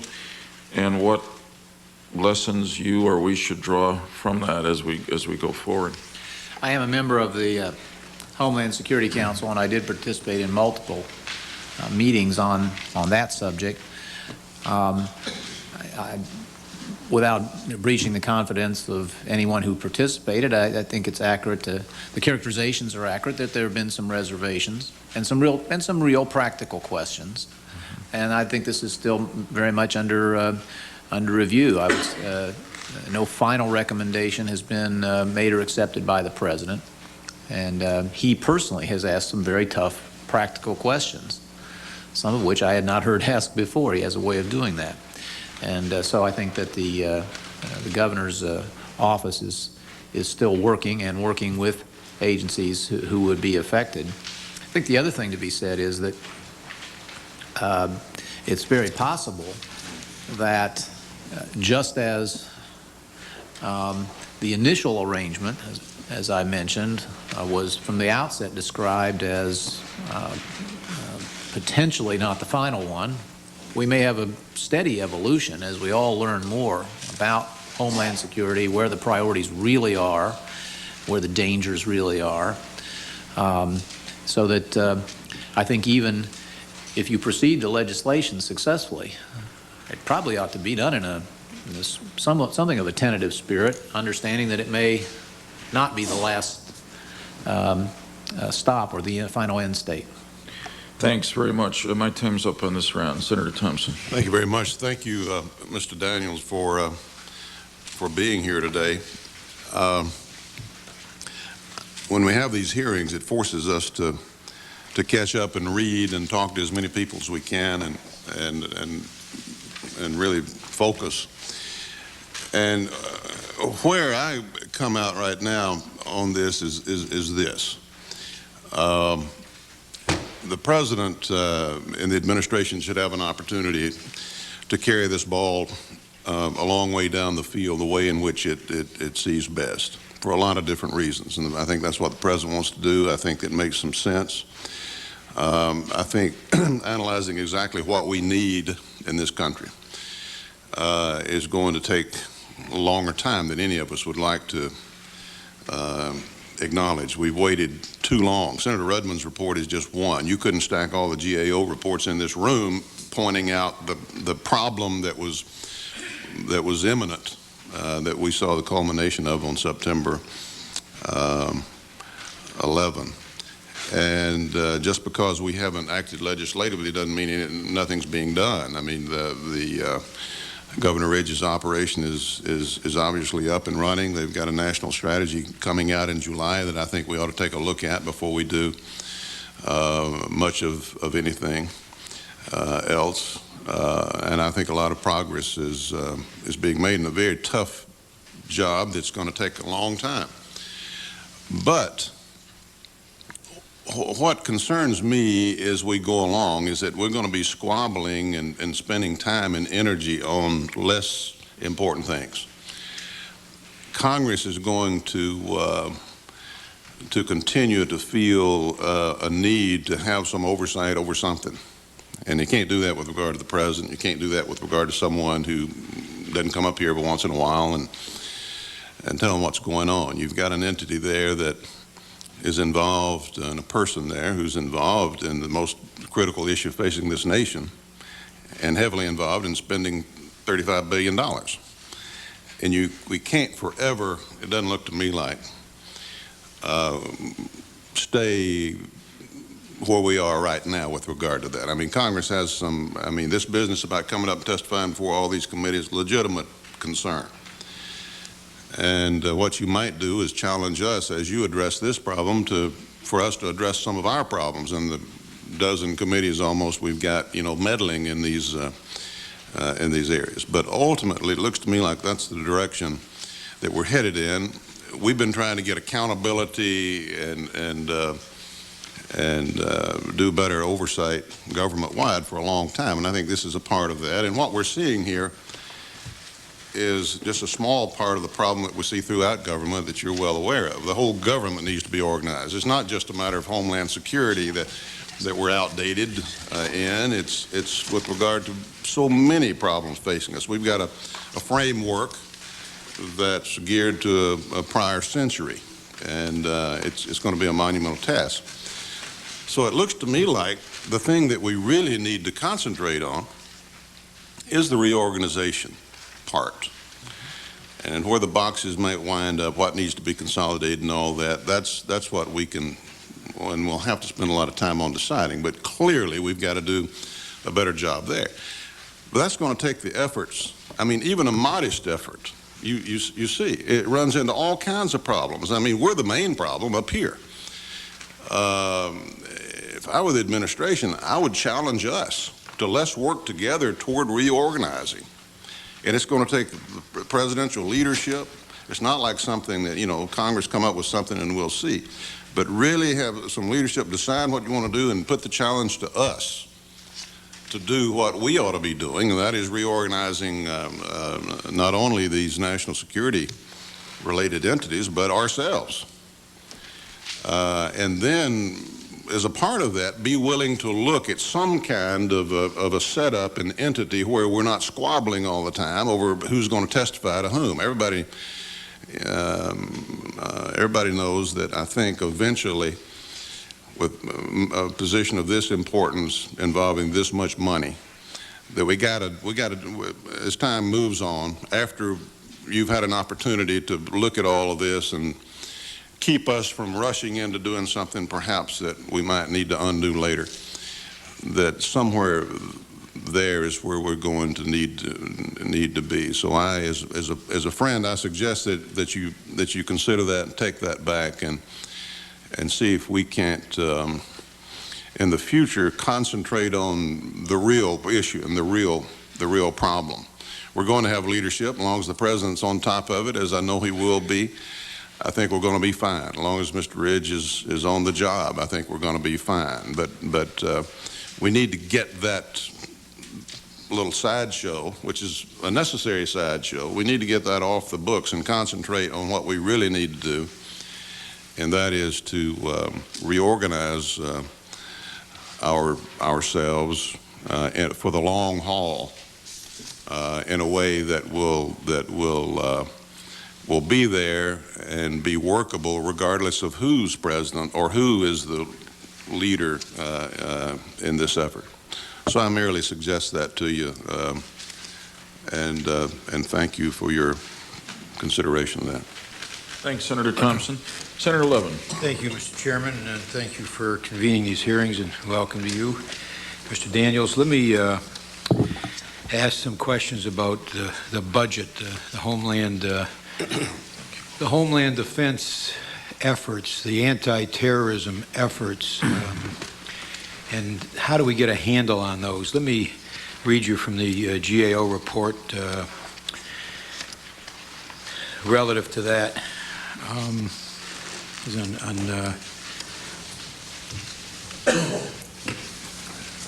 On page 4, we recognize that the Office of Homeland Security has achieved some early results in suggesting a budgetary framework and emphasizing Homeland Security priorities in the President's proposed budget.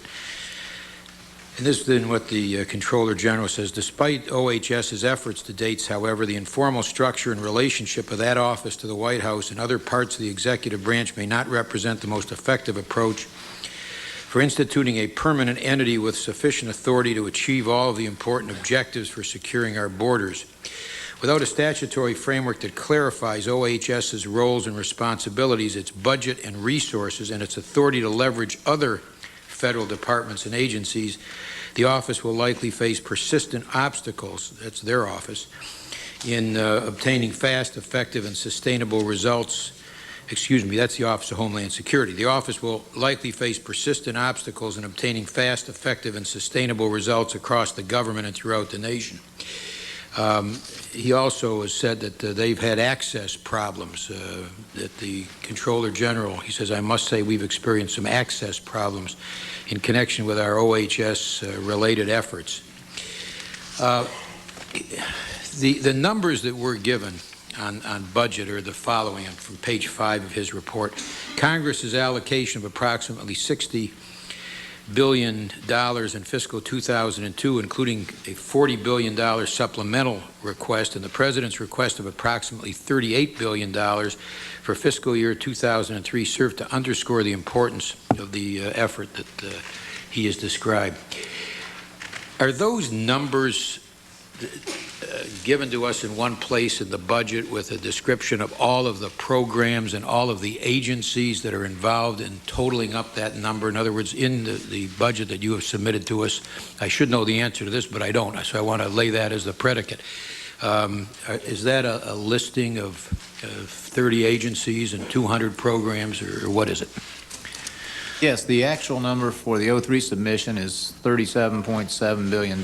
We think we assert that it's fully accurate. It's because it's built up, and it's built up based on a definition that is certified by the Homeland Security Council.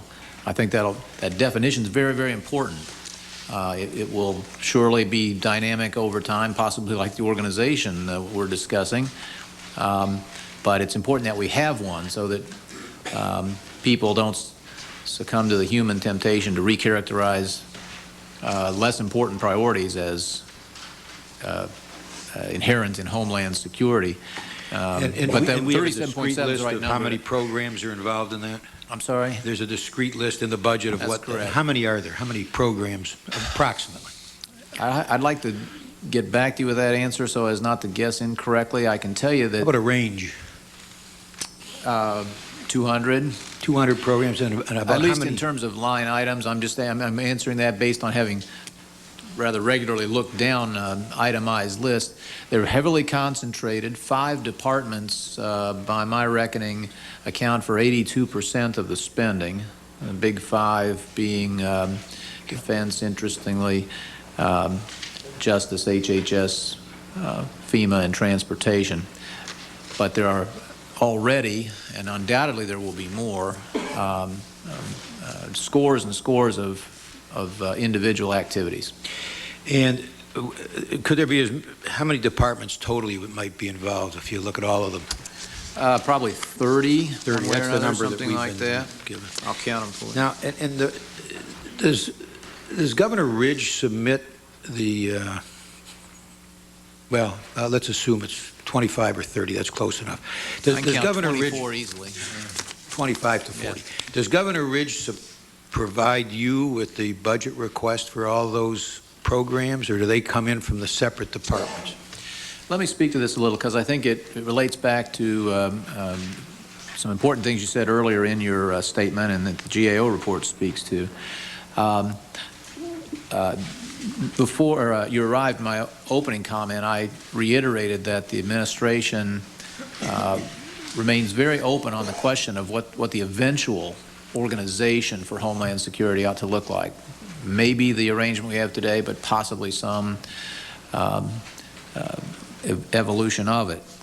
One problem that was forecast at the beginning that I would claim has not occurred at all was the ability to, I think you said the authority to lever resources. There's plenty yet to be done, and there certainly have been some obstacles and some places where it's been difficult to move quickly. But one thing that I think has worked pretty well so far is that the governor, as the president's advisor on this subject, in his office, where they have identified needs, have secured them either in the supplemental requests we've made or in the budget proposal we've made for '03. And he has spoken to this many times himself. He's said, in essence, or literally, anything he's asked for, he's gotten. This was the President's guidance, and we have implemented that using the offices of OMB. So the answer to your question about budgets is that we took the definition, what is Homeland Security, placed it in front of the agencies, invited all their suggestions. These were then screened by Governor Ridge's office, staffed in part by the outstanding professionals that I work with at OMB. And he then recommended to the President and certified to the President the adequacy of the requests we've made to date. That the process now is that you get from 30 to 40 departments requests. He screens them, decides whether or not he recommends them and to what extent he recommends them, and certifies that they're all necessary pursuant to the criteria in the description of Homeland Defense. I should probably also say I think it's increasingly the governor and his office are initiating and guiding agencies in terms of what is needed.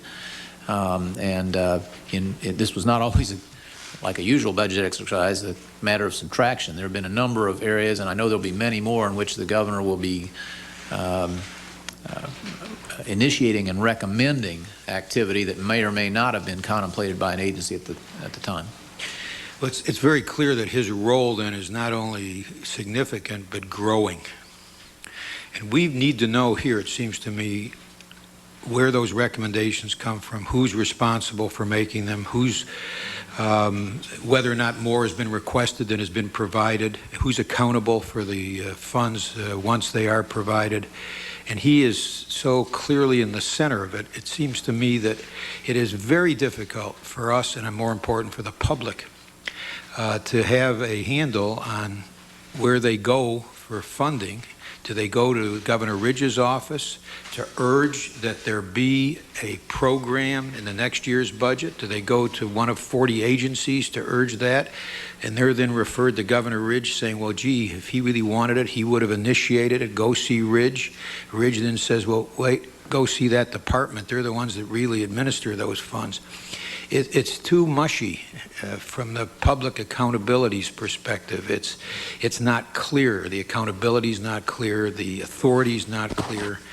And I must say, I don't see any way offhand of clarifying all those things without doing as the GAO has recommended, which is to provide a statutory authority for that office. I don't see how we're going to accomplish those important aims without doing that. But my time is up, and it's all right. I think maybe we ought to allow a response. You may well be right, Senator. Once again, I think the whole matter of the best organizational form is still very much under study. I would say that Homeland Security won't be different from any other government activity I can think of in terms of its mushiness and the multiplicity of parties who get in the act. We frequently get advice from the public through congressional offices, for example, about what ought to be spent, so people know to visit various windows to make their case. But I think under the current arrangement, Governor Ridge should be seen, and is seen by most people, his office is, as the central place for advising on the big questions we face now. What should the national strategy for Homeland Security comprise? What are the biggest threats? What should be met? Which should be met first, and so forth? And I think they're doing a great job of rationalizing all that, working with the departments. And thank you. Thank you so much. Thanks, Senator Levin. I don't have any further questions. I just make a final comment, which is listening to your Senator Levin asked a series of questions that I was going to ask. If he did not. And the answers I find to be encouraging, but also leading in a different direction, which is encouraging in that I'm glad Governor Ridge is playing that central role with OMB in separating out all the the requests that are coming in for funding for Homeland Security. And your point about defining exactly what is Homeland Security is a very important point. I heard somewhere that there may have been over a couple of $100 billion in requests that actually came into you. That's correct. Right. And you got it down to $37.7 billion, which in itself, of course, is a considerable number.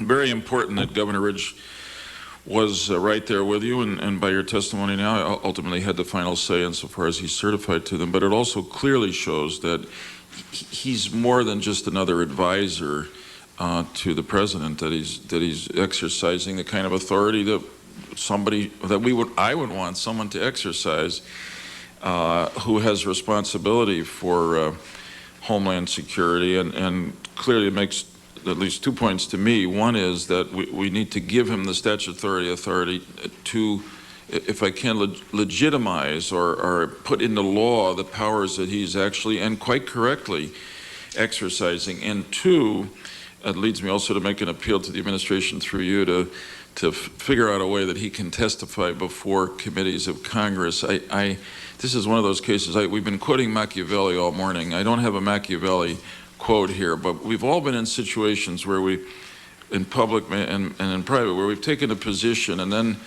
it gets carried down the road to a point where even we begin to doubt it or wonder about its logical consistency, but we certainly are not going to say we made a mistake. And at least I own up to saying that I've done that. And it seems here we got to a point where when Governor Ridge was offered to this committee, the Appropriations Committee, to do a public briefing but wouldn't come to testify at a public hearing, there's not much difference. And we ought to figure out how to, there's a practical problem, which I think we can work on together, which is we don't want him being called up to every committee of Congress, every day. We want him to have the time to do his job. That we can figure out. So I hope we can, while we're working on legislation, also work our way through the tussle that's going on about whether he testifies, because it is fundamental to the accountability of a person who's exercising quite correctly the kind of authority he's exercising. Well, I think the administration does too, Senator, and I think you characterize it accurately. The governor is doing all he can, and he's open to additional ideas about ways to inform and enable the Congress to do its job. At last count, he's had 40 now meetings, and more are scheduled, open, closed, and otherwise, everything other than formal testimony. This doesn't count the 100+ formal appearances that individual cabinet members have made. All that I think separates the viewpoints at this point is really an honest difference about a principle that of long standing about presidential advisors testifying, and I know he remains very flexible about trying to achieve the end you're looking at under the while trying not to walk away from that principle. I appreciate that, and obviously my point is I think he's now happily and correctly necessarily more than an advisor. Thanks very much for being here. Appreciate your testimony very much. I look forward to continuing cooperative work on this important matter. We'll now call the fourth panel. Dr. Philip Anderson, Senior Fellow and Director, Homeland Security Initiative, Center for Strategic and International Studies. I.M. Dessler, Center for International and Security Studies, School of Public Affairs, University of Maryland. Stephen M. Gross, the Chair of the Border Trade Alliance. Dr. Elaine Kamark, John F. Kennedy School of Government, Harvard University, and Paul C. Light, Vice President and Director of the Governmental Studies Program at the Brookings Institute. Thanks to all of you for being here. Thanks for your patience. I think it's been a very interesting morning so far, and I'm sure it'll only continue in that productive way with this distinguished panel. Dr. Anderson, why don't you begin? Good morning, Mr. Chairman, Senator Thompson. It's an honor to be here this morning to present my views on the proposed legislation. Let me say that my statement represents my views alone and should not be considered the institutional perspective of the Center for Strategic and International Studies. There's a description of, in my written testimony of the projects that CSIS has been involved in both prior to and since the tragic events of September 11th. In my view, in this new and very dangerous environment, the proposed legislation, if enacted, would greatly simplify management processes and unify the efforts of the 46 federal agencies that to varying degrees have responsibility for Homeland Security. Effective communication and coordination among these disparate agencies is extremely complicated, and in the absence of organizational reform will only become more difficult in the years ahead. With responsibility spread across so many agencies, it is equally difficult to ensure that no duplication of effort exists between organizational visions, and with the additional requirement for the federal government to coordinate and communicate efforts with state and local governments, and further, to develop the means to work with and cooperate with the private sector, it is clear that some organizational reform must be initiated to ensure unity of effort. The most important question to consider at this juncture is when to initiate organizational reform. Some would argue that there is no time to waste and that well-informed decisions should be acted on immediately in this environment. There are two problems associated with the desire to act now. First, an ongoing crisis may not be the best time to initiate organizational reform. With nearly every aspect of the national security apparatus focused on the war on terrorism, such broad-reaching change at this point in time could be an unwelcome distraction. Second, and more importantly, in the absence of a comprehensive national Homeland Security strategy, there can be no clear understanding of the threat to be addressed or any real sense of priorities from which specific requirements will emerge. It would seem that to organize in the absence of a strategy would be putting the proverbial cart before the horse. The strategy should serve as the basis to initiate organizational reform and allocate resources rather than the other way around. Several things to consider. First, a comprehensive national strategy should serve as the basis for organizing the federal government for Homeland Security. Organizational reform at any time will not be easy, but will be far more difficult in the absence of a strategy.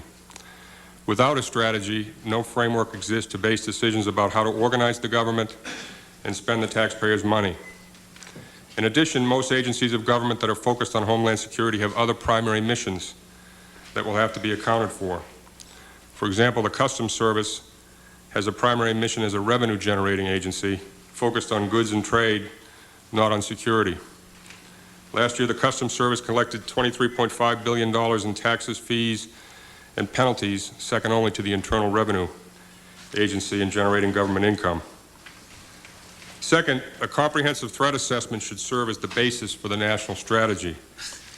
While we remain extremely vulnerable in many areas, most do not represent critical vulnerabilities simply because they are not likely targets.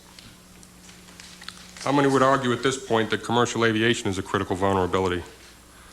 On the other hand, private aviation with 500,000 private pilots, 200,000 private aircraft operating from approximately 18,000 airfields throughout the country could certainly represent a critical vulnerability. Some would argue that the nuclear power industry is critically vulnerable. I would submit that the nuclear power industry, the most regulated in the United States, is far less vulnerable than other aspects of energy infrastructure, to include liquid natural gas operations, refineries, and petrochemical facilities.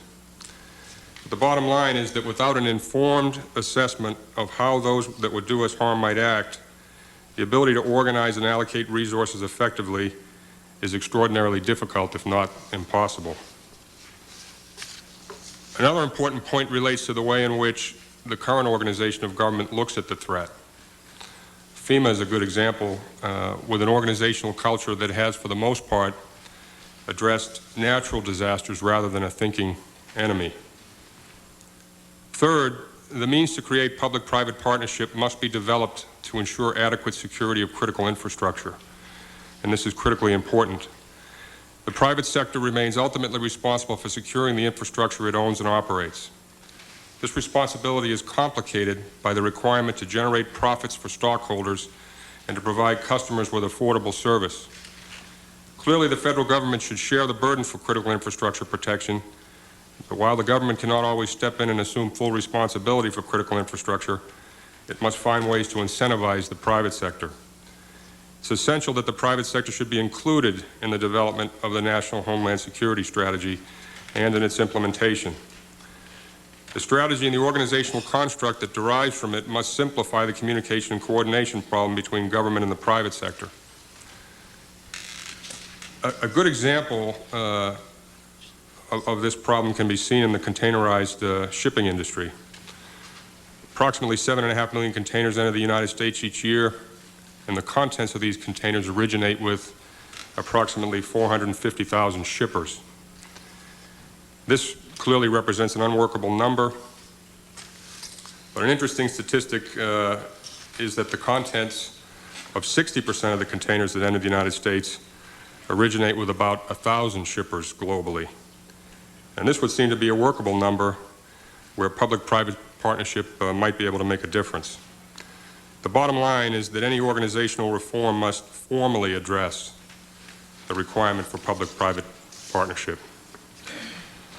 Again, Mr. Chairman, in my view, over the long term, in this new and very dangerous environment, organizational reform such as that described in the proposed legislation must be initiated to ensure unity of effort and clear lines of authority, responsibility, and most importantly, accountability. Assigning the bulk of responsibility to a cabinet secretary and a White House directorate, the way it is described in the proposed legislation, would seem to represent a much improved process for ensuring accountability, rather than the current situation where responsibility is shared across 46 agencies of government, where ensuring accountability is virtually impossible. The most important question, again, to consider at this point is not whether to initiate organizational reform, but when to initiate organizational reform. Assuming the administration can produce a comprehensive strategy this year, and once it's published, the debate can begin on implementation. And that will certainly involve the appropriate organization for Homeland Security so that every aspect of government can move forward together in a unified and coordinated way to fully address what is surely the most complex problem our government has ever had to face. Mr. Chairman, the road ahead remains complex and fraught with challenges yet to be addressed. I thank you for the opportunity to testify this morning. The Center for Strategic and International Studies is ready and willing to help. Organizing effectively to secure the American homeland is essential to our country's survival and prosperity. We appreciate the committee's leadership on this issue, and we look forward to helping in any way we can. Thank you, Dr. Anderson. It strikes me that we go from Dr. Anderson of the CSIS to Dr. Dessler of the CISS. Thanks for being here. Thank you, Mr. Chairman, Senator Thompson. We very much appreciate the opportunity to present our views on organizing for Homeland Security. I say we because this is a statement jointly with my colleague Ivo Dalder of the Brookings Institution, who was here earlier but could not stay for the entire hearing. We're grateful for the work that you and Senator Thompson and your committee and staff have been devoting to this urgent issue, beginning, I think, really days and weeks after September 11th, and perhaps even before that to some degree.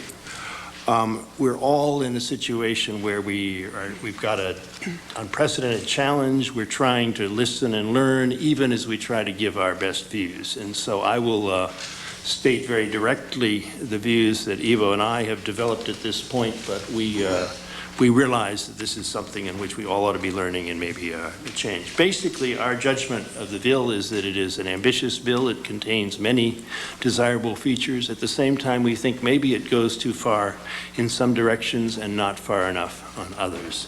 Let me be specific. We agree with this committee that the current U.S. government organization for Homeland Security needs to be strengthened. But rather than seek a new department or a new White House office, we believe Congress should build upon what the Bush administration has established. Specifically, we favor legislation that would make the Homeland Security Council and office statutory entities with their director confirmable by the Senate. Legislation that would enhance the Homeland Security Director's budget authority, and legislation that would establish an independent federal border agency, including a broad range of current units responsible for monitoring people and goods entering the United States. The main reason why we think a Department of Homeland Security cannot be the main organizational response is that it cannot include more than a fraction of the agencies and functions involved.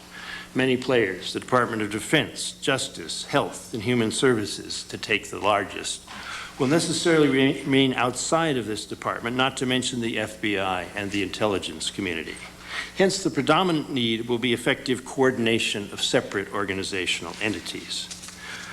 The draft legislation acknowledges this fact, but its cure, at least under current circumstances, could be worse than the disease, because you would create both a Secretary for Homeland Security and a Director of a National Office for Combating Terrorism, with attendant confusion as to which one was, in fact, the leading federal official on this vital issue, and making the two co-chairs of a council charged with overseeing implementation of the national strategy seems to us a recipe with low probability of success and high probability of confusion or conflict.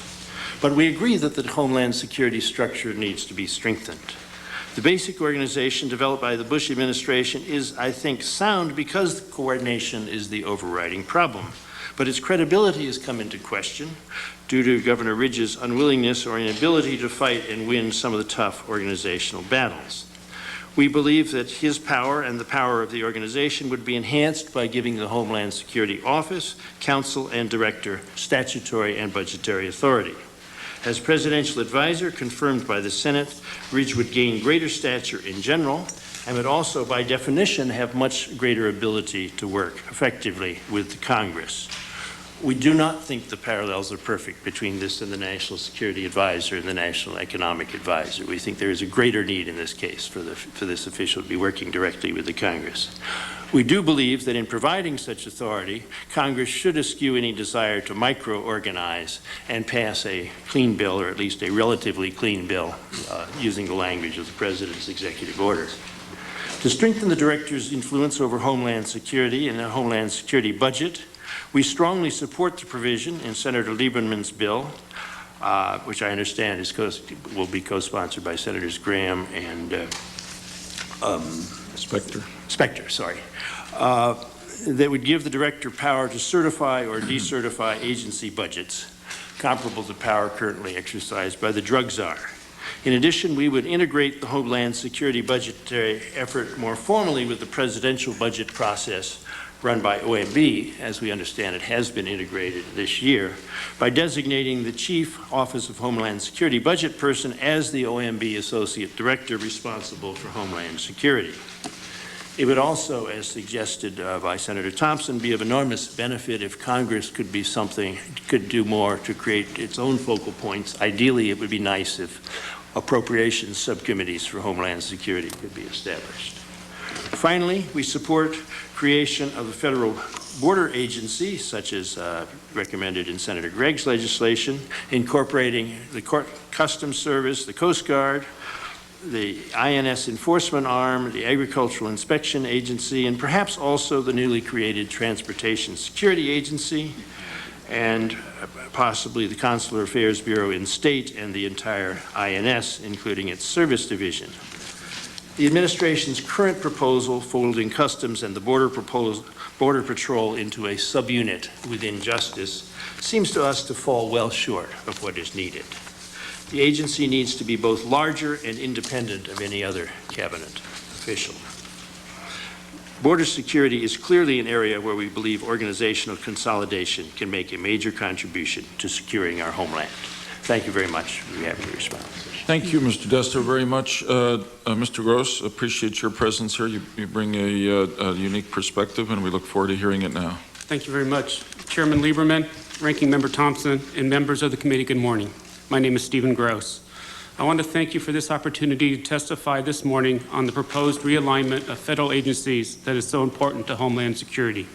I have submitted a longer written statement for the record.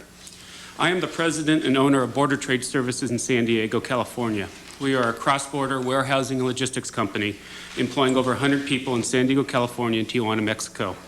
But what brings me here today is my position as the 2002 chairman of the Border Trade Alliance, the BTA. The BTA is a grassroots organization that was founded in 1986 as a group of individuals, entities, and businesses that conduct legitimate cross-border business in the NAFTA marketplace. As such, we have a unique perspective on the security challenges facing our land borders. Representing a group that lives and works in border communities, I bring to you today firsthand experience in interacting on a daily basis with the federal agencies posted along our borders, namely the U.S. Customs Service, the Immigration and Naturalization Service, and the Border Patrol. The events of September 11th presented all of us with challenges, the likes of which we had never contemplated before. But our organization is hopeful that these terrible events have presented our nation an opportunity to improve the way we approach security, and that includes examining how the resources of our borders can be better managed to enhance our physical and economic security. Senators, our land border security and trade facilitation is severely lacking. The various Federal Inspection Service agencies posted along the U.S.-Mexico and U.S.-Canada borders are charged with poorly defined and sometimes conflicting missions. Oftentimes, our ports of entry are home to petty squabbles over turf and resources and fall victim to mismanagement. The land border ports are not home to business best practices. At each port of entry, Customs and INS personnel are operating with different missions, despite that fact that Customs and INS are cross-trained in the primary inspection lanes. The INS or Customs employee at the port of entry receives incentives to carry out the individual mission of his or her employing agency. There is no incentive to work together or speed legitimate trade and cargo through our ports of entry. Despite recent talks in this post-September 11th environment of improving lines of communication at the highest levels in INS and Customs, we rarely see the same spirit of cooperation employed at the ports of entry themselves where it is needed most. Because of these reasons, we view Senator Lieberman's legislation with great interest. We believe that Senator Lieberman's bill would go far in decreasing government costs and increasing efficiency by placing both Border Patrol and Customs under the same agency head. Realignment of this sort would improve border security by removing a layer of bureaucracy between the ports of entry and the coordinator of all security efforts. Realignment would put one entity in charge, a cabinet-level secretary overseeing the Department of National Homeland Security. We believe that, among other things, agency realignment would establish accountability for border inspection in a single agency, eliminate overlap and duplication of efforts, prevent the development of redundant support systems, facilitate and streamline the processing of legitimate trade and travel, improve enforcement of laws at our border. We do have some concerns with this bill, however. Our organization always believed that increased security at our borders need not to be achieved at the expense of trade facilitation. Indeed, we believe that the two are one and the same. With the proper resources, our Federal Inspection Service agencies can quickly weed out those individuals who would seek to do us harm while processing legitimate trade and travelers with a reduction, or at the very least, no increase in the time the cargo or traveler is spent waiting at the port of entry. With that said, we want to be sure that any new emphasis on security does not hamper legitimate trade and travel, which is so vital to our economy. Second, we recommend that all enforcement function of INS, not just the Border Patrol, be transferred to this new agency. Our hope is to put an end to turf battles at the ports of entry and have everyone committed to the same goal. We fear that only shifting Border Patrol to the Department of National Homeland Security and not the other enforcement functions of INS will perpetuate these problems and leave our border security strategy without proper coordination. Third, while it may seem trivial, we do have some concerns about the message the Department of National Homeland Security conveys to our trade partners, especially our NAFTA neighbors, Canada and Mexico. Perhaps a name along the lines of Department of National Homeland and Economic Security would more accurately convey that ours is a nation still open to the world markets. There are other proposals for agency realignment circulating on Capitol Hill, and we welcome the opportunity to comment on them as well. We are supportive of any effort that will secure our borders and facilitate the passage of legitimate trade and travel. We do, however, advise that any transfer of INS enforcement functions and customs not end up in the Department of Justice. The Department of Justice does not have a proven track record in consulting with private industry on a regular basis, and we fear that maintaining our country's strong trade position will not be a priority in such an organization. Improving security at our land borders is a worthy and necessary goal, not only to ensure our physical safety, but also to preserve our economic security. The World Trade Center was targeted on 9/11 because those two towers were powerful symbols of our nation's presence in the global marketplace and our strong domestic economy. As a result of implementation of the North American Free Trade Agreement, trade between the U.S. and Canada grown enormously, and all signs indicate that this trade will continue to grow. There are some that say now is not the time to take on an initiative as bold as that outlined in your bill. They say things are getting better, and the agencies responsible for border management are working together now more than ever. We disagree, and best answer those claims with a question. What is so great about today's situation at the borders that it's worth preserving? To what point will things have to deteriorate before we look at making a bold change? We also want to ensure the committee and the public that we have little interest in creating another large bureaucracy in Washington that the trade community will have to wrestle with. If anything, we view the proposals contained in this bill as a way to streamline communication between industry and regulators by creating a one-stop shop on cross-border issues. In conclusion, no amount of reorganization is going to result in better border management without a commitment from Congress to provide agencies with the tools they need to keep trade flowing and make our borders more secure. But now more than ever is the time to start looking at significant realignment of agencies posted at the border. If real security and trade efficiency are to be achieved, we must take the first step by consolidating the agencies under one leadership structure. It may take years to change the internal cultures at the individual agencies, but without this first step, our goals will never be achieved. This is a matter of national survival and economic security. Looking ahead, we believe that ultimately we're going to have to look seriously at consolidating all agencies with enforcement duties at the land, border, ports of entry into one agency with responsibilities solely for border administration. This bill is a good first step. Finally, we do not make these recommendations lightly, and we know that the type of changes we are discussing here will not completely insulate us from outside threats or be the ultimate solution for our ports of entry. But years of living and working in border communities and in and around ports of entry have brought us to the same conclusion. Bold changes are needed if our national security and economic security are to be preserved. On behalf of the Border Trade Alliance, I want to thank you again for listening to my comments here today. I will do my best to answer any questions you may have, as well as seek an effective way to organize our government for Homeland Security. Thank you. Thanks very much, Mr. Gross. Interesting testimony. Dr. Kmark, Hi. welcome. Thank you very much. Nice to see you. I was tempted to say, and I will say that in your work in the last administration, you probably earned the public servant's equivalent of a Medal of Honor for efforts to reorganize the government. So you have an experienced perspective that you bring to this new challenge. Thanks for being here. Thank you, Senator, and nice to see you, Senator Thompson. Let me start by saying something that I think summarizes what we heard this morning, and I just want to point this out. Homeland defense is not going to happen in the White House. It's not going to happen in a Security Council, a coordinating council. It won't happen in the cabinet room. Ask any American who needs to know when there's a threat. Some guy who's in the White House or a $45,000 a year employee who is guarding the border, and they're going to say it's the latter. And I think the real importance of this bill, which you should be commended for, is to tackle the problem of the border, which, as we've heard before, has been long ignored. Let me point out that these problems of the border are not new. But until September 11th, there was never the sense of urgency to overcome all the bureaucratic intransigence to this. I would make two friendly suggestions to this bill. I would consider including the Department of Consular Affairs at the State Department in here. Currently, that department is extremely overworked and understaffed. It tends to be manned by young diplomats who are trained in diplomacy, not trained in law enforcement. They do not have access to real-time intelligence, which they need. And in fact, as Mary Ryan has testified before the Senate, they had no relationship with the CIA or the FBI on a regular basis before September 11th. I do hope they do now. And these are just explain for the record what these folks do. Consular affairs officers hand out visas. They are our first line of defense at the border. They're generally young people, first diplomatic post, who are stationed, say, in Beijing. Sometimes they have to see thousands and thousands of people a month, and they have no training in law enforcement. They have no training in trying to figure out, nor do they have the intelligence access that they need. So I think this is worth including here.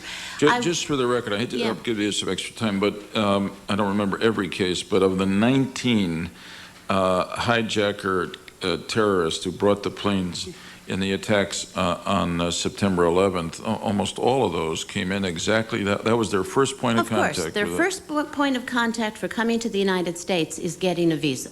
That's the first point of contact. So if you're going to talk about really securing the border, you do have to start there. There were actually of these, by the way, there were 2 potential hijackers who did not get visas to come to the United States. So something was working, but obviously not enough.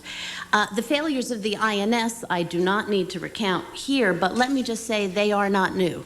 During the Iranian hostage crisis in 1979, the INS could only track down 9,000 of the 50,000 Iranian students who were in the United States.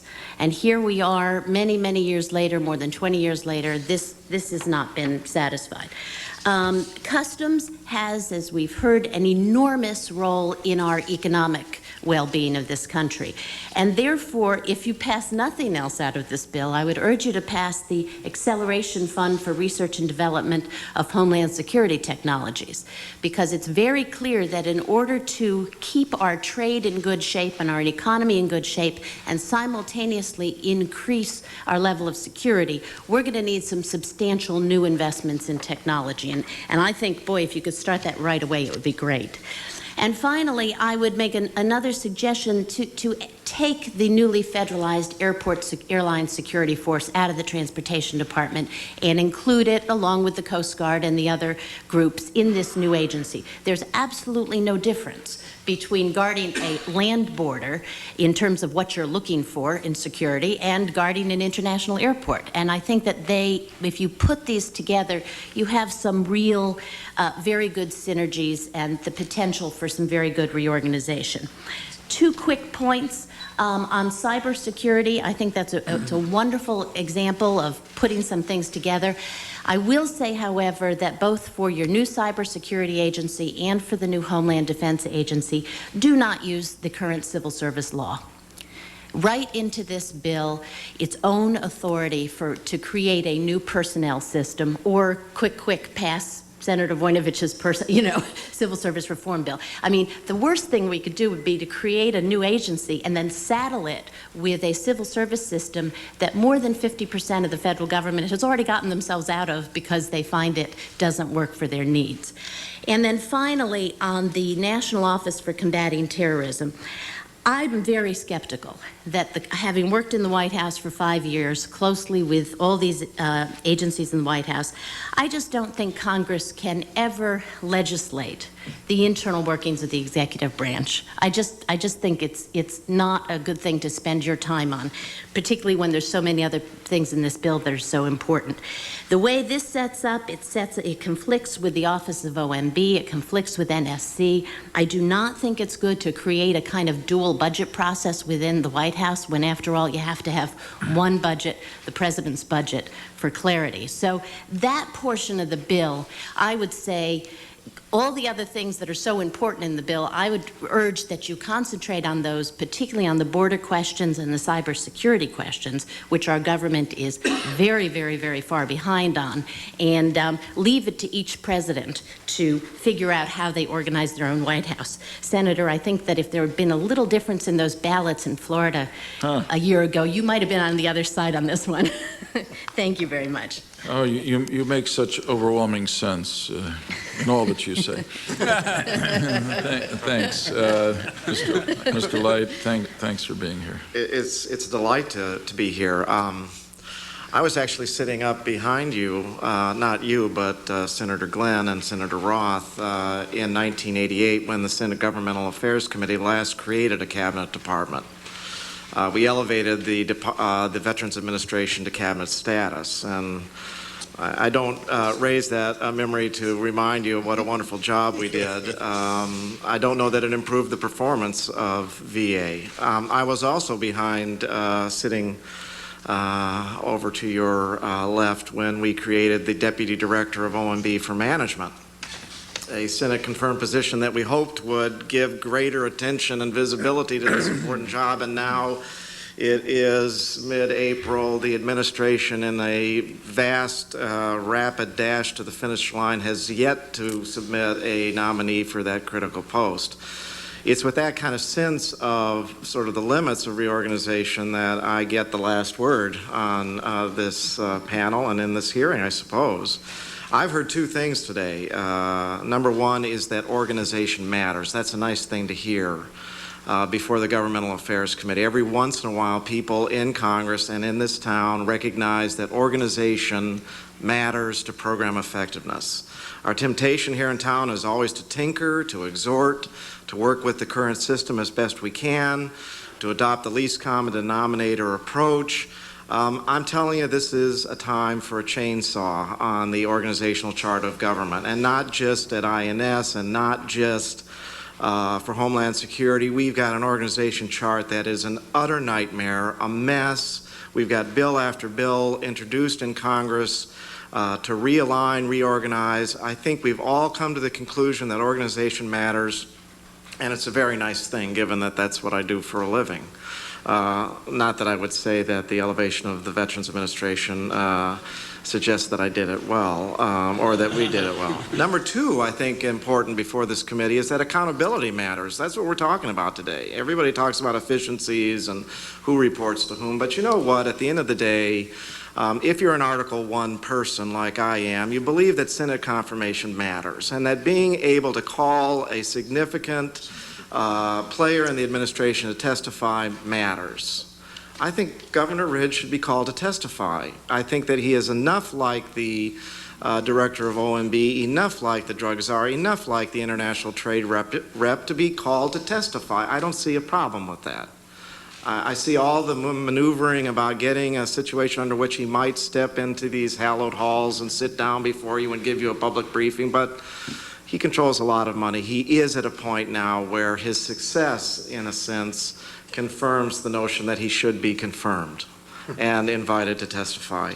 On your legislation, I believe that the rationale for creating a department exists. I think there's plenty of history to demonstrate. I mean, we've created cabinet departments on the basis of many arguments. They all exist here, actually. We can look at the Department of Energy, the Department of Transportation, HUD. We can look at education, HEW, the Department of Defense. We created them with the same instinct that's on the table here. And let me say that you don't have to include every last piece of a policy area in order to create a department. That is just not a requirement of past cabinet building. If we did that, we'd have exactly one cabinet department in the federal government. That's how we would get everything under the same tent. Secondly, I believe that statutory authority for the Homeland Security Director, Tom Ridge, or whomever it is the sine qua non of accountability. I think it should be done. Thirdly, I argue in my testimony that the organization chart is a mess, that we have a moment here before us where we ought to take that long look at the organization chart of government, take a look at food safety, take a look at bioterrorism, take a look at Homeland Security, take a look at intelligence services, take a look at them in a systematic fashion by enacting a bill that's been pending before this committee for 12 years and is now under the title of the Government in the 21st Century Act. I think we ought to take this look. It can be done quickly. It can be reported back to Congress within a 12-month period, even less.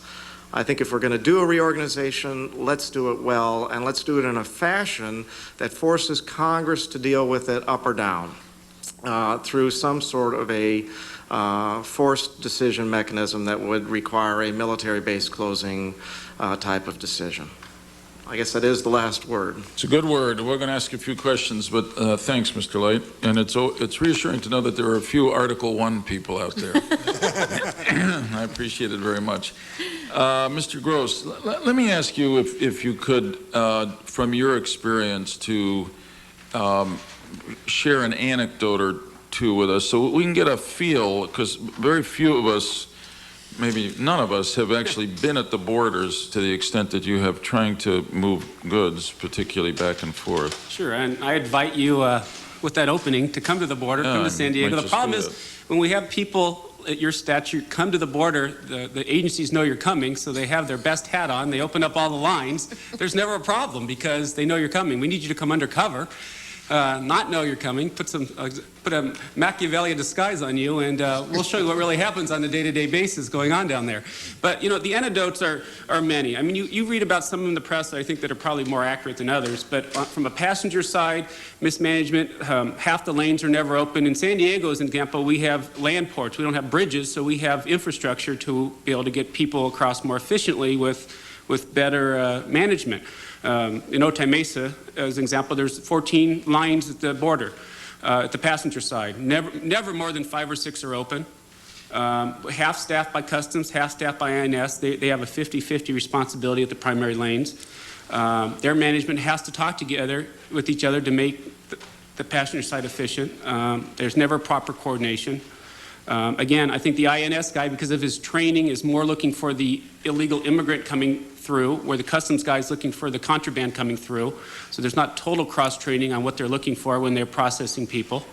Yeah, I heard, somebody told me the other day, it was actually one of my superb staff members, that there's some indication that people are trying to break the system, know by the uniform who's going to be looking for what. And I've heard that before, because you can't tell them. They have distinct uniforms. Right, that are to bring contraband. They'll want to find an INS line versus a Customs line. And then Sure. And I wouldn't doubt that would be the case. I mean, these are very sophisticated people that are doing bad deeds at the border. If it's drugs or if it's illegal immigrants, there's big money involved, and they're very sophisticated. They will find a way around the system. If there's a breakdown in the system at the border, they're going to find it.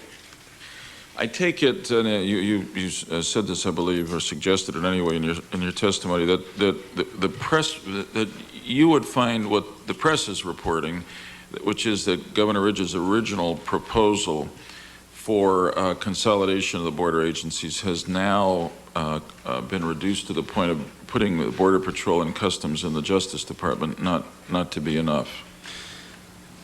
Yes, we think the Justice Department is not, again, from my testimony, not the right department. We have seen at our borders, mismanagement issues. I mean, we've seen it. It's been well documented about problems with the Justice Department and INS. We have seen, in my opinion, and I'll give you this. Let me state this is my opinion, that at least where I'm involved, Customs does a much better job of management at the ports than INS does. Mm-hmm. That's going out on a bold statement. I'm going to hear from, okay. I'm sure, but that's my opinion. I'd rather say it, so your boldness has been echoed. Dr. Kmark, did you want to add something on that? Yeah, can I add that? I mean, that was very troubling to me when I heard that they were going to put this in the Justice Department. From being in a White House, I know exactly what's going on, right? They're saying, oh, well, we like Secretary X, and he's kind of a superstar, and so let's just give it to him. That would be such a terrible mistake.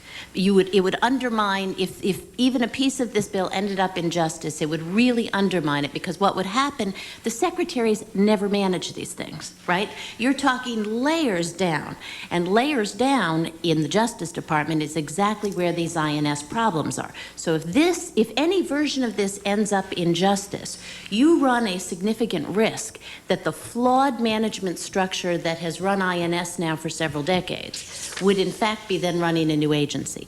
Customs has a much better track record in reform, in using technology, et cetera, and so I would heartily say, boy, that would put it in Customs, and if you have to do that, but keep it away from the Justice Department. How do you react to Senator Gregg's proposal, which is to say to create a separate, if I understood him correctly, a separate border agency in lieu of the overall, in lieu of both the smaller step that seems to be coming along in the administration and the larger agency that we've proposed? I think that would still help, but I think that it's better to go the route you've proposed, because I think it gives it more clout, it's more inclusive, you would get more synergies from the technology.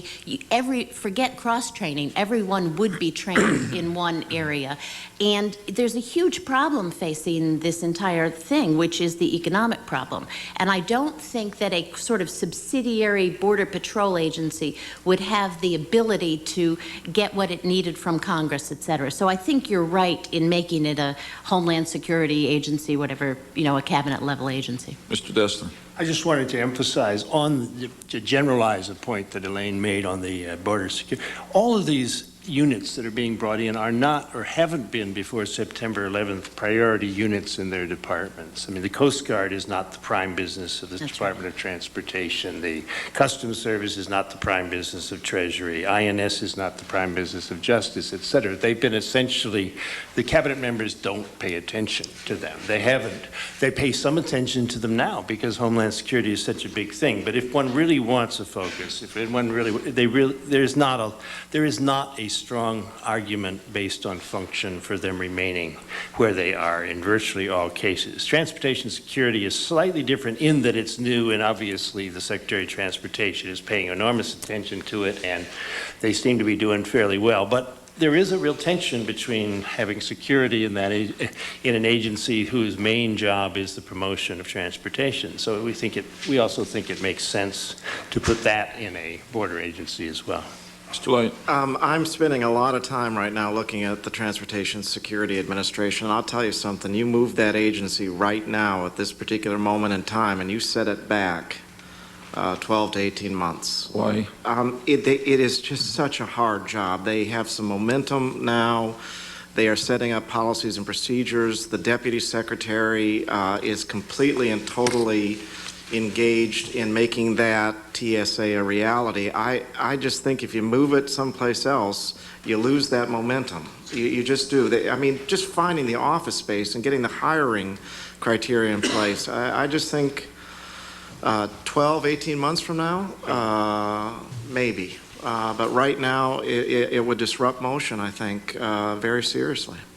A final question. What about the law enforcement functions of the Immigration and Naturalization Service? Some have suggested they be brought into this agency. Others have said that they shouldn't be separated out from other functions in the INS. Any opinions on that?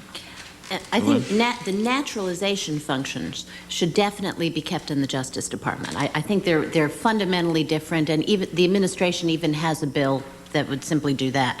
I think that then you have to look carefully at the enforcement functions, their relationship to the border, their relationship to security. My guess is probably most of them should go into this new agency, but I don't have a real firm opinion on that, except to say naturalization should definitely stay in Justice. Yeah, Mr. Gross. I think I'd agree with the doctor on that. The enforcement agencies, we believe strongly, should be part of this new agency, any enforcement agency, and they should have the same law enforcement status. You know, one of the practical problems that we've seen at the border is, and I think it's documented, is one of the problems is the resource they're not able to recruit new Border Patrol agents and new INS agents quickly enough, and there's a lot of looking around for these people. Once they get hired and trained, which takes 6 to 12 months, they're jumping to other, where they can get law enforcement status, better pay, better benefits. They're jumping to the Customs Service. Half of them jumped the Sky Marshal program as soon as, because it was a much better status for them. So now they're having to rehire again. So the retention, which is a big problem with these agencies, because they're even though they're all working on the border, they're at different pay scales and they're at different levels, and that's another big problem we have at the ports of entry. May I add a word? I mean, yes. I think if ever there were a reason for taking a chainsaw to an agency, INS presents it. You must divide that agency. I mean, the question to you is, how's it doing where it currently is? Yeah. Right. How well is that agency running? You've got to do something radical to INS in order to give it the wake-up call. I just think that's one where the argument is quite different from TSA. This is one where this agency just is going nowhere unless you do something radical. I think there's a lot of sentiment here on the Hill that agrees with you. We'll see what about INS, see what happens and how quickly. Senator Thompson. Thank you, Mr. Chairman. I want to get back to ask some of you what you think about a couple of comments that Dr. Dessler made. First, having to do with getting a strategy first. You know, we're talking about where what department goes where, what agency rather goes where, how the boxes should be rearranged. We're never going to get a consensus on that for sure, and we don't need to endlessly debate this, but on the other hand, we've got supposedly a strategy document coming out, I think in July. Do we, and I know the GAO says that it took the Drug Control Office 10 years to come up with a national strategy. Now, we're not going to wait 10 years, hopefully, or anything close to that. But that just goes to show how difficult it is deciding really what we need to do. I mean, we're looking at kind of at all of government. We ought to be looking at all of government. We got 45, 50 different entities out there, agencies, whatnot, participating in all this. Do we know enough to decide at this point exactly where the boxes ought to go, or how we need to reorganize, and how significant will this comprehensive national strategy that the administration is putting together be in that? Kmart, do you have any thoughts on that? Yes, I do. I do think that Tom Ridge's role should not be operational. I do not believe White House offices are ever effective if they are operational. I think there's, in fact, a long history of White House disasters when they try to be operational. Ridge's office should be, and I think they're doing this, should be developing a strategy that is comprehensive, because even the provisions in this bill are only a small piece of what needs to happen overall in the government. We haven't even talked about CDC reform or any of the other pieces. However, intelligence, as you intelligence in your statement, reform which is a huge. key part. Right, key part. However, I do think that when things like this happen, there is a coalescence around government problems that everybody has known about for a long time. And that's why I think you hear so much unanimity in here about the border. In other words, before September 11th, people made the same criticisms of the border problem as they're making now.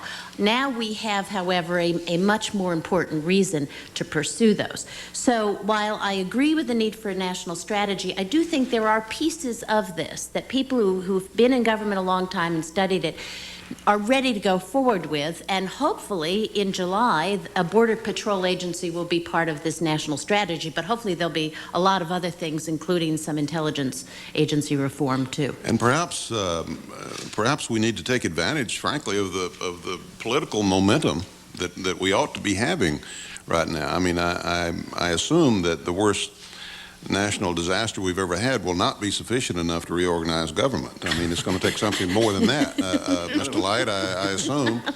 But as you point out, there are some things that we can do that we've known for a long time. It's just a matter of attention and momentum, which perhaps we have now that we haven't had before, and we can do some things if we can't do everything. Another kind of a corollary to that, I guess, is a question having to do with the fact that regardless of what kind of entity we come up with, it seems that some very important parts are going to be left out. They're not going to be under the tent, and intelligence comes to mind. Everything gets back to that, and we know how deficient we are there, and how much better we have to do. And we have to figure out how we communicate, how the FBI counterintelligence, for example, the CIA communicates with these entities. They don't like to talk to anybody, even among themselves. And so now we're asking them to figure out a way to communicate with governmental entities that have nothing to do traditionally with these other problems. So how significant is it? I mean, one could make the case because of that, perhaps we ought to just fall back and have this entity just be a coordinator. How significant a problem is it, if you see it a problem, that if we create something new, a very important part of the picture is necessarily going to be left out? Did you want to elaborate further on that? Our sense is that certain things are moving. They may not be perfect. The Homeland Security Council is not perfect, but Ridge is moving. He's got a head of steam. He's got a mandate. He's had a budget role. He does have an interagency process working. And so the logical thing to do right now is to support that and to, I think, resist what I think is the wrong-headed administration desire not to have a congressional communication, not to have a congressional role, but not try to sort of change, not write right away anyway change the form of that. I think it's not perfect. There's some signs he's losing battles, but I think he could be reinforced by this committee in some of these issues. We also believe that when you look at something like the border, you have functions that by their logic seem to belong together. They have the same purpose. And as Elaine suggested, you have a history of problems. And so there just seems to be a very strong sense for pulling these together. Now, you get into gray areas. For example, in most of the Homeland Security Department bills, including yours and including the Hart-Rudman recommendations, they include FEMA in this organization. We would not include FEMA because we're thinking they're basically doing something. It's obviously very important, but it's basically something different. Now, somebody might do a study here and prove us wrong. They might prove that there are important synergies for putting that together with the border agencies, say. But our sense from looking at it is that you try to look for groupings that make sense to pull together. And the border agency is a particularly clear case where just the current location of these places is only, in a sense, either historical or because you had to have a cabinet department for them. Coast Guard has bounced around in various places, and so transportation is as comfortable a place as any for a good agency. That. Does anyone else have any comment on that? I guess finally, I especially took note of your comment about research and development, K-Mark. That seems to be the first place people cut. I know, and the most. Is that your experience? That is my experience. First place people cut is the development side, and we cannot solve this problem without that. We can't solve this problem at the border without significant new technology. People are talking about, biometrics and all of this stuff. Well, we can't, we're facing this sort of terrible choice. We can make our borders really secure and stop all trade. Right? Nobody wants to do that. So the technology is the only answer to that. So that's why I said in my written testimony in here is, if you do nothing else, I'd do that first and try to get some of that technology in development and in testing, et cetera, so that we can improve the situation. Some of these agencies are still filling out forms by hand. Well, INS is that going back to my comment about why you can't put this in justice. INS has a history of not being able to implement technology that you guys in Congress have given them and funded. That's a government-wide problem, as you probably know too. We have an abysmal record. We wasted billions of dollars trying to integrate information technology into these various departments. IRS is a classic example, but they're constantly high profile. INS has not been that high profile up until recently. May I add a last word of encouragement? You're actually going to get the last word. If you look back at the 1988 Department of Veterans Affairs Act, you'll see that the final title in the act, as a price of passage by this committee and by the Senate, that bill came over from the House, was the creation of a comprehensive look at the overall organization of government. It was enacted by the Senate, it was enacted by the House, and signed by the President. It carried a trigger that allowed the next president to do away with it. And our colleague, one of Elaine's colleagues, Dick Darman, among the very first decisions he made as budget director was, no way am I going to have such a thing on my watch. If we had done such a thing on his watch, I'll tell you something, we'd have the roadmap right now that we need to do exactly what this committee wants to do. Maybe that's the last title, maybe that's the fourth title of this legislation. Nice suggestion to end on. I thank you all. You've been both in your written testimony and in your oral testimony response to the questions. You've been very helpful. This has been, I think, a constructive hearing, and I've learned from it, and I have a renewed sense of urgency that we should go to markup as quickly as we can, get done what we can, because this is an urgent problem every day, and then try to meet up with the administration and actually provide for better Homeland Security. Thank you very much. We'll keep the record of the hearing open for a week in case you want to add any comments. Members want to ask you questions. I would ask each of you, because you bring extraordinary experience and knowledge here, to stay tuned to what we're doing, and I invite your comments and responses and suggestions as we go on. Thank you very much. Thank you. Hearing's adjourned. Thank you. Probably did survive. Thanks, Fred. Good